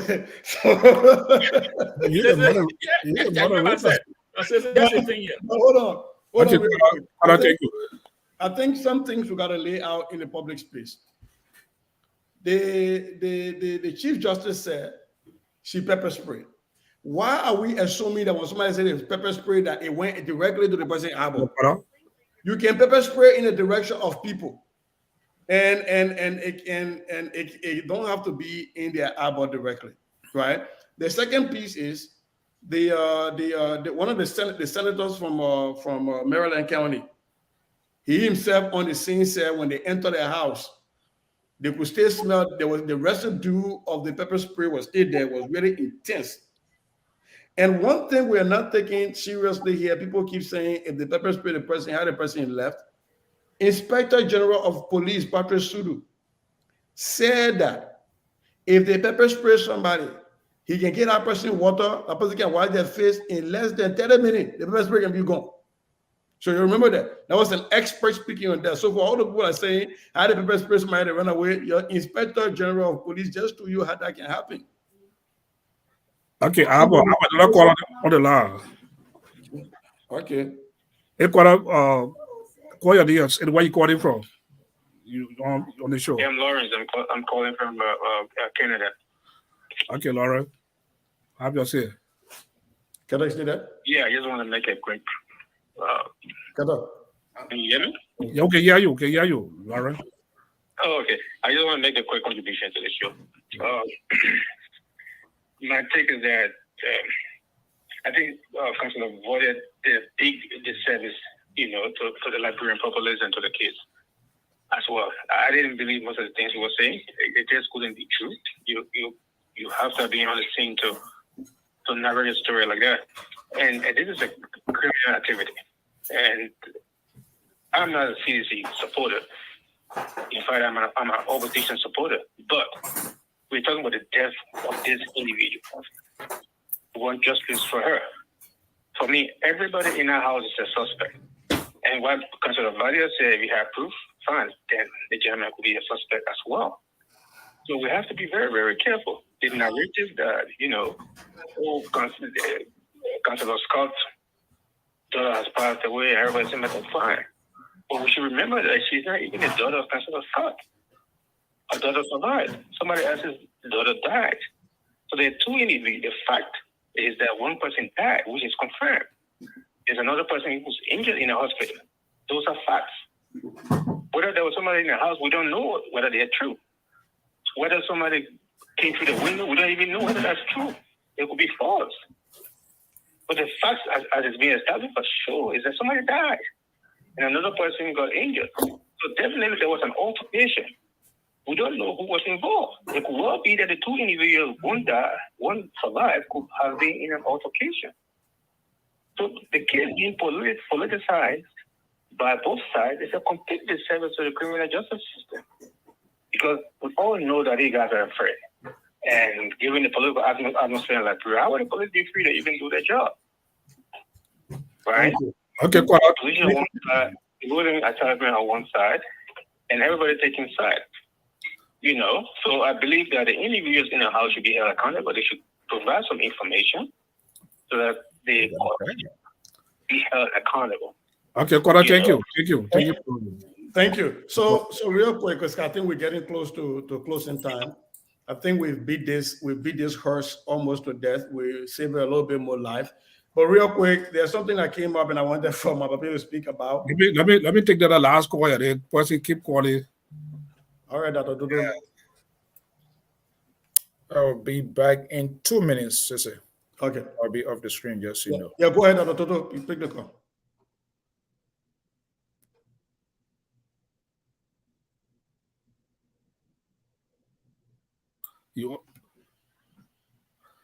Okay, Kora, you are on the show. Call your name, where you calling from? You are live. Yeah, man. I want to leave my name like that for now. But it's a good show. Why you want to leave your knee like that? We're calling that knee again. The caller gone? Dr. Dudu, you on mute? Okay. Yeah. Yeah, my thing is, I understand that, we all saying we're playing politics with the case, but we're making political statement also concerning the case. But my concern is, why is it that since, in my experience at least, every government that came to power, why is it that this particular government is a government that has been accused consistently concerning death of Liberians? Almost every death that come to public notice, it has been a death of allegation from someone from the government or the government itself or something. And it has been consistent. That has been my concern in these cases. I understand somebody would say it's politics and all of that, but okay, to be a Supreme Court justice in a country, you must be somebody of a high moral integrity. And besides that, she has been the senator. She has been so many positions. She had the National Election Commissioner. So this person in particular, she have no question when it comes to integrity. So I don't think it's somebody that exactly we're going to be questioning here concerning such a thing. But thank you for the opportunity, okay? Okay, Kora, thank you. Thank you. So real quick, I think the last caller is trying to say not all roads should not always lead to the CDC, all murder roads, that we keep drawing these lines. Somebody sneeze and they fall down. And Mr. Keto, my brother Keto has made an analogy to that. Somebody sneeze and they fall down and you blame it, you tie it straight to CDC and the government, somebody get malaria tomorrow, they die. Say, oh, that CDC mosquito, but that person would get malaria from CDC mosquito. So I think that's the point that caller is getting at. But real quick, Mr. George, your guy is in the news. Your bon country, the guy who owned bon country. Oh, Marvin Cole. Yes. I have another caller on the line. But let this be the last caller. This will be the last call. Okay, caller, you are. Yeah, thank you for taking the call. My name is Teddy Ted Lion Yankon from Far North Dakota. Yes. That we established that, within the building there, the little girl, the moment in which she was killed, it was like a ritualistic killing. We should understand that. And if we hold on. Can you ask him? Did he say it has been established that it was ritual? Yeah. Are you saying that be established it was a ritualistic killing? From my opinion, from my point of view, from the look of things, that girl, the woman have been planning to. Let me model this thing here. Yeah. Hold on. Let's take it step by step because we have to get information correctly. He said his opinion that the murder looks ritualistic, or is he establishing that the murder is ritualistic? Okay, I will agree with you. Let's say the murder looks ritualistic. Okay. Is it your Yes, opinion, right? Because Okay. because the guy was stabbed seven times, and from the autopsy, from the whatsoever, they will check that. They will give all the rightful information. But however, they have been trying to take away evidence. But we need to pay for advanced autopsy and a good report that so we can know what actually how the girl got killed. And those people that were there, and as I learned, one of the senator from Bombay County was there. And what's his name, brother Aaron's denying that he never meant that. He only did that just to create awareness. He said, you don't have evidence. We senator for Bombay County was there. Which senator of Bombay County were there? Maybe I may not pronounce his name well, but I'm going to say Ketoma. Satoba. No, that Maurice Satoba. Maurice Satoba. So Maurice Satoba was there? He was there? He was in the building in the building at that time. So where did you get the information from? From my source. Your source? Jerome for the source that doesn't Freedom Radio and was saying that, and that evidence was coming from Gilman, from his source on Freedom Radio today. Michael Gilman, coming from Michael Gilman show. So let's move on. Okay. Yeah, no, I'm not just saying it is the show on today. Okay, just the way it's said it, I want to say it. Senator Morris Satoba were in there according to your source. Okay, Connor, just try to wrap it up. We agree again. The girl, the man in which they killed the little girl. Okay, what I want you and I to agree with, this is another form of tie-on story. No, can I agree with you? We can't agree with you, Jack. I can't agree with you. Don't tell me you and I can't agree with you. I want for us to agree with. Y'all put that call up. Let him wrap up and then we'll move on. For Jerome Border, for the government to react on Jerome Border, and also to, if the woman is anybody that will be culpable, including the justice minister, is in cahoots with Jerome Border and the lady. That's ridiculous. So I myself personally, I support this president. Okay, I am calling President. We should suspend that justice minister now of that people fire. The Labrador no longer confident with that justice minister. More especially over this particular case. If justice minister cannot be a justice minister for the next 2, 3, 4 months in the Republic of Liberia. Okay, what I will also agree with that we Liberians in general. Let's try to wrap it up.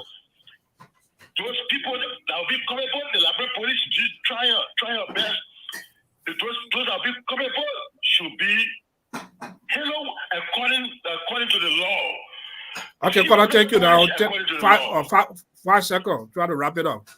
Yeah. So I don't want to be that much angry with the whole situation, but I understand that this situation is no longer a partisan stuff. So I want within the matter, I want to strongly agree with my chairman, Nobake Mother Jr. We believe you.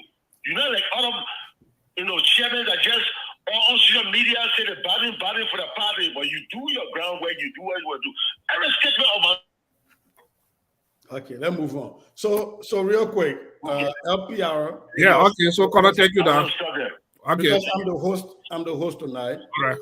LPR-TV, LPR Radio, LPR platform. That should be the last call that read because I don't want to come in. We're not responsible for the comments of the caller. Those are their own views expressed. LPR-TV, LPR Media has not verified that Senator was in the house, or that the Minister of Justice is in cahoots with anybody. Sister, I bet that take the guy here, you bet. No, I wanted to lay a disclaimer out here for after what that guy said about. This is the last call now. Yeah. This is the last call, yeah. I just make a call and the guy is trying to spam my call. No, we can't have back-to-back call. Man. I thought there was a new call coming in. You already said your point. Yeah, what I was trying to say Jeff, is, 2 seconds.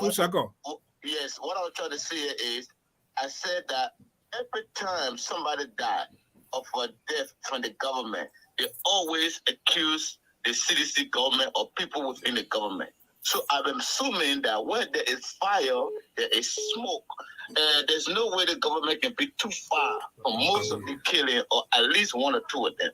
Because in Liberia, it's not normal. It's not normal for them to always accuse a government of killing people. So what I'm trying to say here is, if you follow the scenario around the allegation of the gentleman that was accused by the data, and the concern and the energy and effort that the government had put into the case, you can say something from somewhere that is not correct. So I don't want to sit here and say that the justice or former justice staff have anything to do with this, because how a lady would do such a thing when she is not anywhere in the government position. What I take you? So real quick, I'm taking the point. I'm taking the point. Another call coming here. I'm not taking the point again. The point I was trying to make here.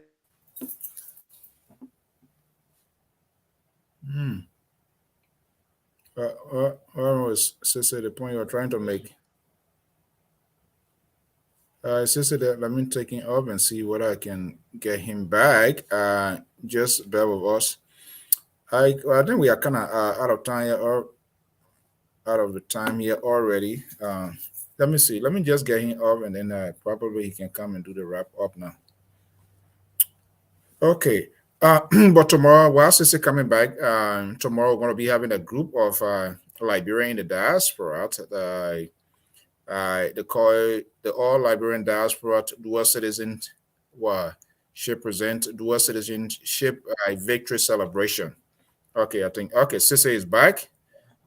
We'll be having a group tomorrow. But let's Sister take it away before we close. Yeah, so real quick, like I was saying, the views expressed by our callers are their views and their views only. They do not represent the views of LPR and LPR-TV.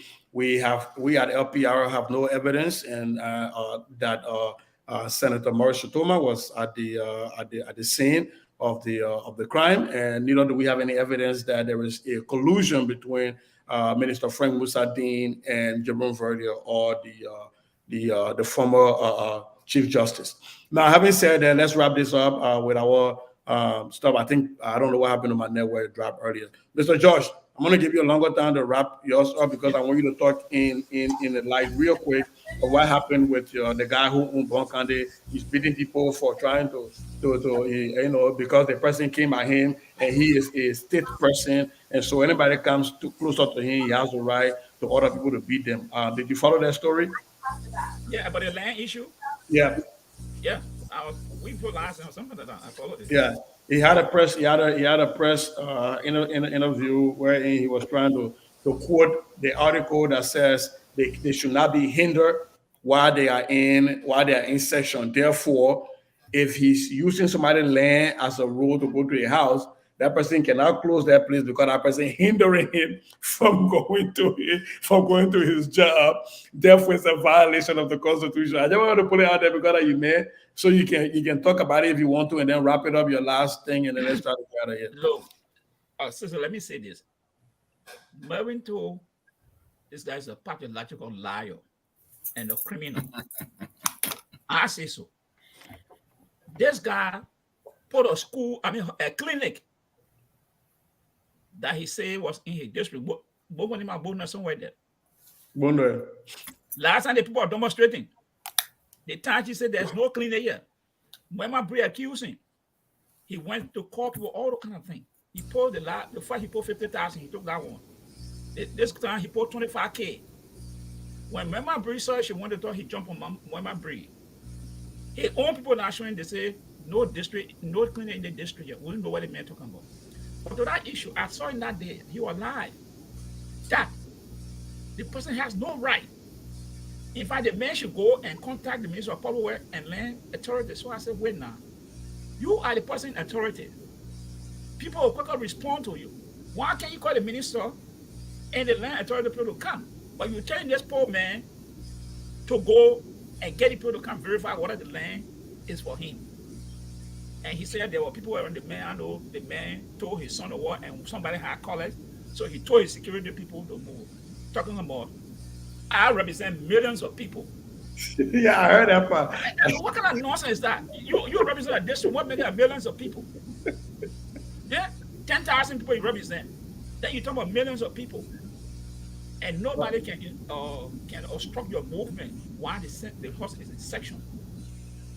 These are the kind of things people doing. This guy doing in the country to destroy the country. But Mervyn Cole, I said, this guy for me, I cannot stand Mervyn Cole. He's arrogant and rude. You remember in Moreover, there's a press guy that parked in front of a horse and he ordered to beat that guy and he left. They seen Mervyn Cole? Yeah. Yes. So this guy is a pattern. This guy having he abused. I think this guy got a beef with Mervyn Cole. Oh yeah, but I want to put it other than 18. When you know how to do my moderation, yeah. This guy is abusing the power that people are entrusted to him. But I can't blame that poor boy. I blame Joel Howard Taylor. She brought a man to permanence, and the guy insulted Joel Howard Taylor. This Mervyn Cole guy. So there is a guy running for that seat. We're trying to bring it out here. Called Stand Up Abajua. He's a young guy running against Mervyn Cole. We're trying to bring him on the network to interview him one of these days. Yeah. So that's Mervyn Cole. Very arrogant, rude. Don't respect anybody. Take the law into your hand. You pay on someone's property, allegedly. Go to court. But why you order people to beat somebody as a certain lawmaker? This is absolutely just wrong. And let me just close on the whole saga around this glorious thing here. People are asking whether the woman can identify the person, whether that man or woman. There are certain instances we don't know whether the person wore a mask. We do not know whether the lights were on. And sometimes people are put in a position, many times they'll tell you, say, they can't recognize the person. And one thing people should remember, it's not easy to identify a robber. This is the female caller. She's there calling, man. There you go. Let them give her the opportunity. You see how the problem when you say female caller, now then we say let them call. When you say problem, you can't wait anything. Now I would be the bad man. I would say no to the female caller. Yeah. That's a race car right there. Yeah, you know, I mean, automatic. Go ahead, bring the female caller on. Okay, you want like 30 seconds. We're very close. That's what you want to say. Okay. Cecilia. Yeah. You have to load down the monitor for yourself. Oh, okay. All right. Okay, then I get turned down. Okay. Hello. Okay, you all right? Yeah. Yeah. Okay. People can hear me? Yeah, we hearing you. They hearing you. Okay, my name is Cecilia. I'm speaking from Philadelphia. Cecilia Willie. I'm speaking from Philadelphia. We are women. We get feeling for people. Man, that lady is very traumatized right now. And they say a whole lot of things on her name. What is not true? Okay. Kevin Fordia came out, he didn't call nobody name. Besides they Paul, what he did, Taria. Fadi Taria. And when he came out, he said a lot of things that people came and they prove it. What else the people want for them to do now? What else? Why they can't hold the Fadi Taria and carry him and start to ask a question? The police just beating around the bush. Everybody beating around the bush because they on the woman. Look out, police and go kill the woman and kill that girl. How did the cause? Because Jerry not in the corner, but Jerry know the man attitude. And other people came out and said the same thing. They said the man being a carrier from what I mean, just all the way. Why the people can't think? And they can't people talking to them to say, they didn't know what they are saying. Sister, I can wait 5 seconds and where to go. Yeah, what I'm saying is the pepper spray. In the man saying he didn't go to his daughter play because he had thing. Then he can't naked himself. You know he was naked when you went in the poor place. And then I guess question that people show evidence, man. Police people, what you people are doing? Okay, Sister, thank you. Get your point. Yeah. we're supposed to naked it, man, because Jerome Verdier says so. You know what? Hold on, Mr. Ketter. No, I ain't got a question for us. Okay. She can go. Cecilia saying that I think the killer was scratched until there, so they should see her naked there. But even the counselor whose house it happened in, has not said anything about that. We just go naked people because Jerome Verdier said on the platform. Okay, Cecilia, take it for your point. I don't think that's so. Yeah, So, what? Thank you. Welcome. I said, thank you. Let's bring Wilton Ketter on. Mr. Ketter, please give us your closing. Chief. Thank you for even lashing out on that call, because it's outrageous here. But this is the thing. The last topic you put up on Senator. I think it's very despicable for anybody to think that they're above the law because they hold senatorial position to take advantage of other citizens in the country and make statements that resemble those statements back in the days, when the military took over and they walked down the street and say, you know who I am, you know who am I, and all that kind of stuff. I think it's outrageous. I think like Jerome should sit down now and try to review some of those laws those senators made in their own favor. This is the very country. I don't care what they're policy. Jared don't do the same thing. All of them do the same thing in that place.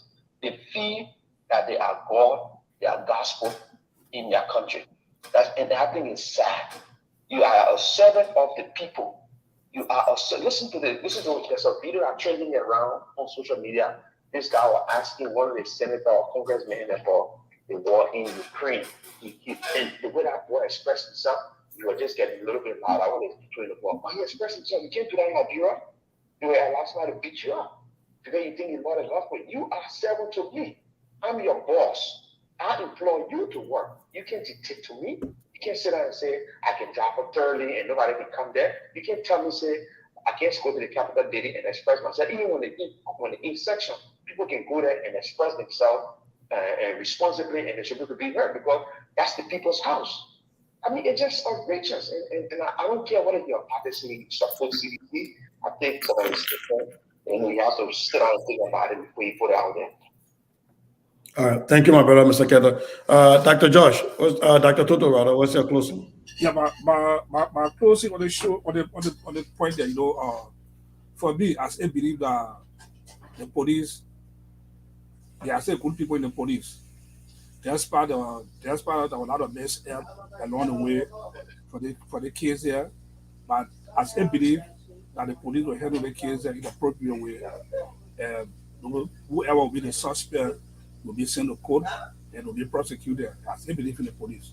Despite all the noise they messed up from the crowd, from the public, the public opinion, everything, At the end of the day, I do say believe they still get out of good people in the police and will handle the case here the way that routine need to be handled for all the politics.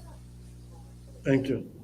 Mr. So, I'm about to sign off. My closing, No, you were closing on now. Let me. Oh, I thought I can tell you what to you. Okay, go ahead. No, okay. You've been driving. It was one wastewater net.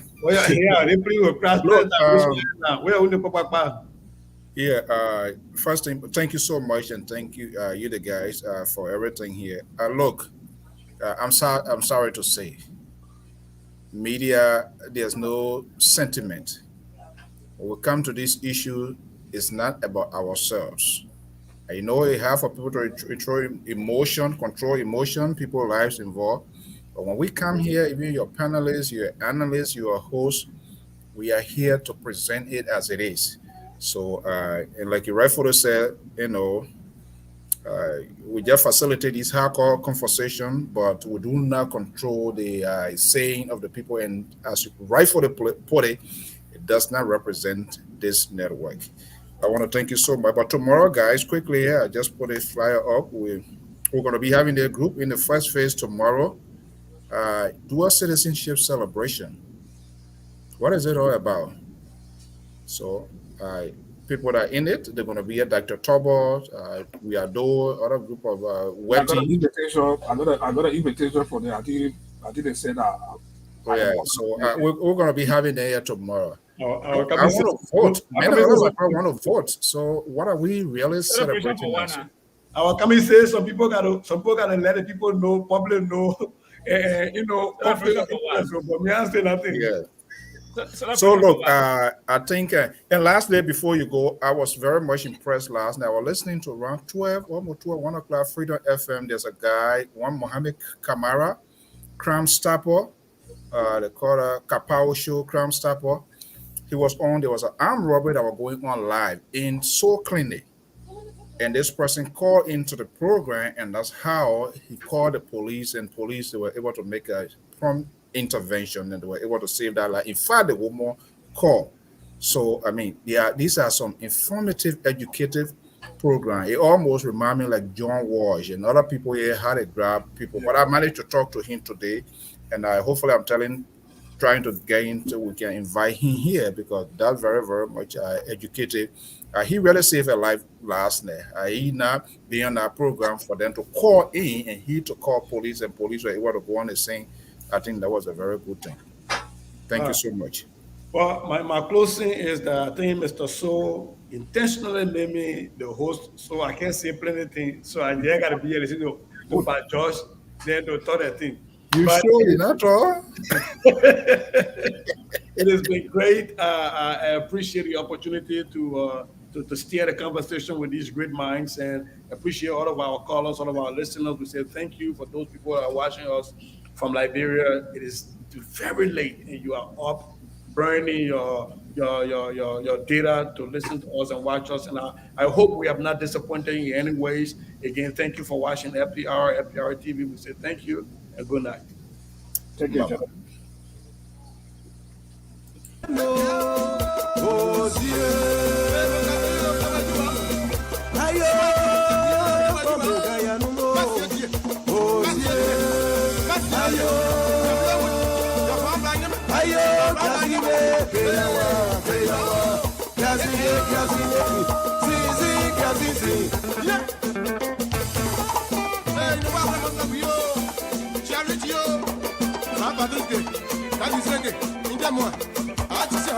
Bye-bye.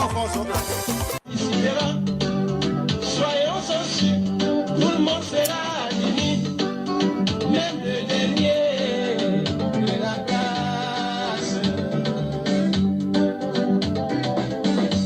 La mort est un examen auquel tout le monde participera. Soyons-en sûrs, tout le monde sera admis, même le dernier de la classe.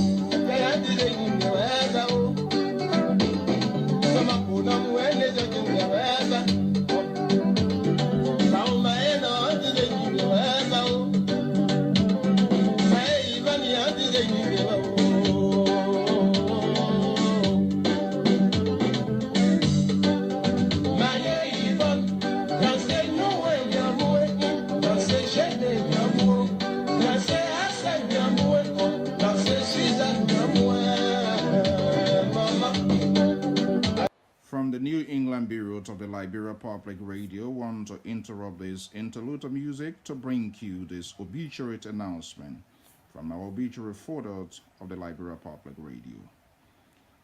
The late Honorable Moses B. Kangbe Sr. passed away on February the 15th, 2023 in Westboro, New Jersey, United States of America. He was 70 years old. The late Moses Kangbe was born December 28, 1953, to the union of Mrs. Yao Kangbe and Mr. Zul Kangbe in Kanglit, Babli District, Lower Nema County, Republic of Liberia. He leaves his wife widowed, Mrs. Rachel Z. Kangbe, 14 children, 26 grandchildren, 5 great-grandchildren, his brothers, sisters, and hosts of relatives and friends in Liberia, USA, Europe, and other parts of the world. The late Moses B. Kangbe Sunion wakekeeping is expected on Friday, March 10, 2023 at 8 p.m. Eastern Standard Time in Wilbur, New Jersey, United States of America. Viewing of the body is at 9 a.m. Eastern Standard Time. Service starts at 10 a.m. Eastern in Wilbur, New Jersey, United States of America. The mortal of the late Moses B. Kangbe Sunion is expected to be flown in the West African state of the Republic of Liberia. Wakekeeping in Liberia is March 22nd, 2023, followed by funeral service and interment in Cambridge, Nima County, Republic of Liberia.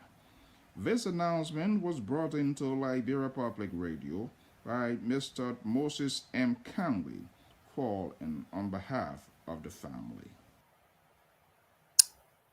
All right, well, folks, we want to say big thank you for your time this evening, this morning, this afternoon, depending on your location. Thank you so much for your commitment to this network. That's another way to show support. If or you have a public service announcement, you have a business you want to showcase, we can advertise here. We don't just want to come and ask you, give up money without exchange, without giving something in return. We need to create a sort of barter system. Yes, we want to ask, but we also want to give a service to you. So be it conventions, anniversary, birthday, we shouldn't just own it graduations, family reunions, organizations, conventions, and all of that. There's a need that we create a milestones in what happenings, daily happenings on a daily basis. So you have anything of such, be it here in Liberia and in part, share that information and we have the ability to showcase. If there's no way, we will find a way out. If we can't come there, there's a way that we can do it to get it done. That's not something you need to worry about. All you have to do, let us know. We can provide you the service for those of you involved in multitudes of role businesses from here to Liberia, other part, and even right here. Let us know. Now we will advertise your business. You can be a sponsor. That's what we want to do. We don't just want to be doing like a Omen Baker give. If you give to us, we must give to you. That's what we believe in. And that's the sort of systems we are trying to put out here. We want to thank you so much. We know how difficult it is talking about national issues, people, personal feelings, emotion. But this sort of conversations is not sentimental conversations. We need to be honest because it's about the future, it's about the directions of our country, but we know how the country has been polarized politically. However, we need to keep it more professional and proportionate. The sessions, people way of thinking and just interpret laws into their own mind, into their own comfort zone. That's not what we do here. So sometimes we say things that will be very uncomfortable because it does not move in your direction. We do understand that. But we appreciate you. You come here every day. You can challenge some of our talking points. That is okay. But we just want you to know the drama is so much. There's no need to add up to the already fuse on the ground. So when we come here, we try to discuss these issues, not on our personal basis and not what we feel as an individual because of our political interest. But we must think about Liberia. What is going on? We already want to know what happens. We can't keep having these things going on and on and on without resolution. People should be held accountable of their doing, no matter who you are in society. No one should be above the law. We're seeing it here, the former president, vice president, they've been subpoenaed, high-profile government official. We saw the former secretary of state, former presidential hopeful, went before the House to testify. Those are things we're supposed to be doing. Not our feelings. If we are talking about our personal homes, that's a different thing. But please, when we are discussing about Liberia, think about you are talking about a 15 sub-political division, people with different background, different thinking, different political ideology, social ideology, everything involved. So it's not about your personal self, how you think it to be. Before the law, there is no circumstantial evidence. When the law kicks in, they are talking about evidence, hardcore evidence. You have to prove it. It's not just sitting and say it and you can't prove it. And we hope Mr. Verdier, as a reputable guy, he presided over a consequential group, the TRC. So this is not just going on to it. It puts the credibility of the very institutions that he chairs. The proof of Biden lies within him. He needs to do that for the good of the country. What are you, not for CDC, not for opposition, but for better Liberia, so that we would know people, someone, or who are accountable, because he was very definitive. He was very tight, crystal clear in his argument. This guy did it, and he needs to, if you can't give it to the police or whatever, we have the international community. Release the evidence to these major news institutions. We have Washington Post, other news outlets. That's what people do. But if you say you want to hold it onto your chest until real government, I don't know which one is the false government, which is the real government, what happens when CDC wins the election? So they want to wait for another 6 years or wait for another 12 years? I think that is unfair to the Liberian people. So your credibility is on the line. Do us a favor. If you can do it, you can pass it on to Uncle Sam, ECOWAS, and other people. We need to know what happens at the former Chief Justice residence. You seem to have a little good knowledge, idea what went wrong. You are privileged to have those information. We have not had it. There are a lot of information coming in, but we are not going to get into conspiracy theory and make up information, make up news because we want people to listen to us. That has been dishonest, that has been unfair. It just helped to exacerbate. We're not going to be into a guess game. Sources, it must be at least 3. So the misdeployment of word by other news outlets or so, that's not what we do here. We like to speak to it, and we hope that sooner or later you will provide the facts for the good of our country so that this issue to be put at rest. It has created distraction. We need to focus on the election ahead. That is not happening because of all of these rare me soundbite that is coming. Until then, have a pleasant evening. Bye-bye.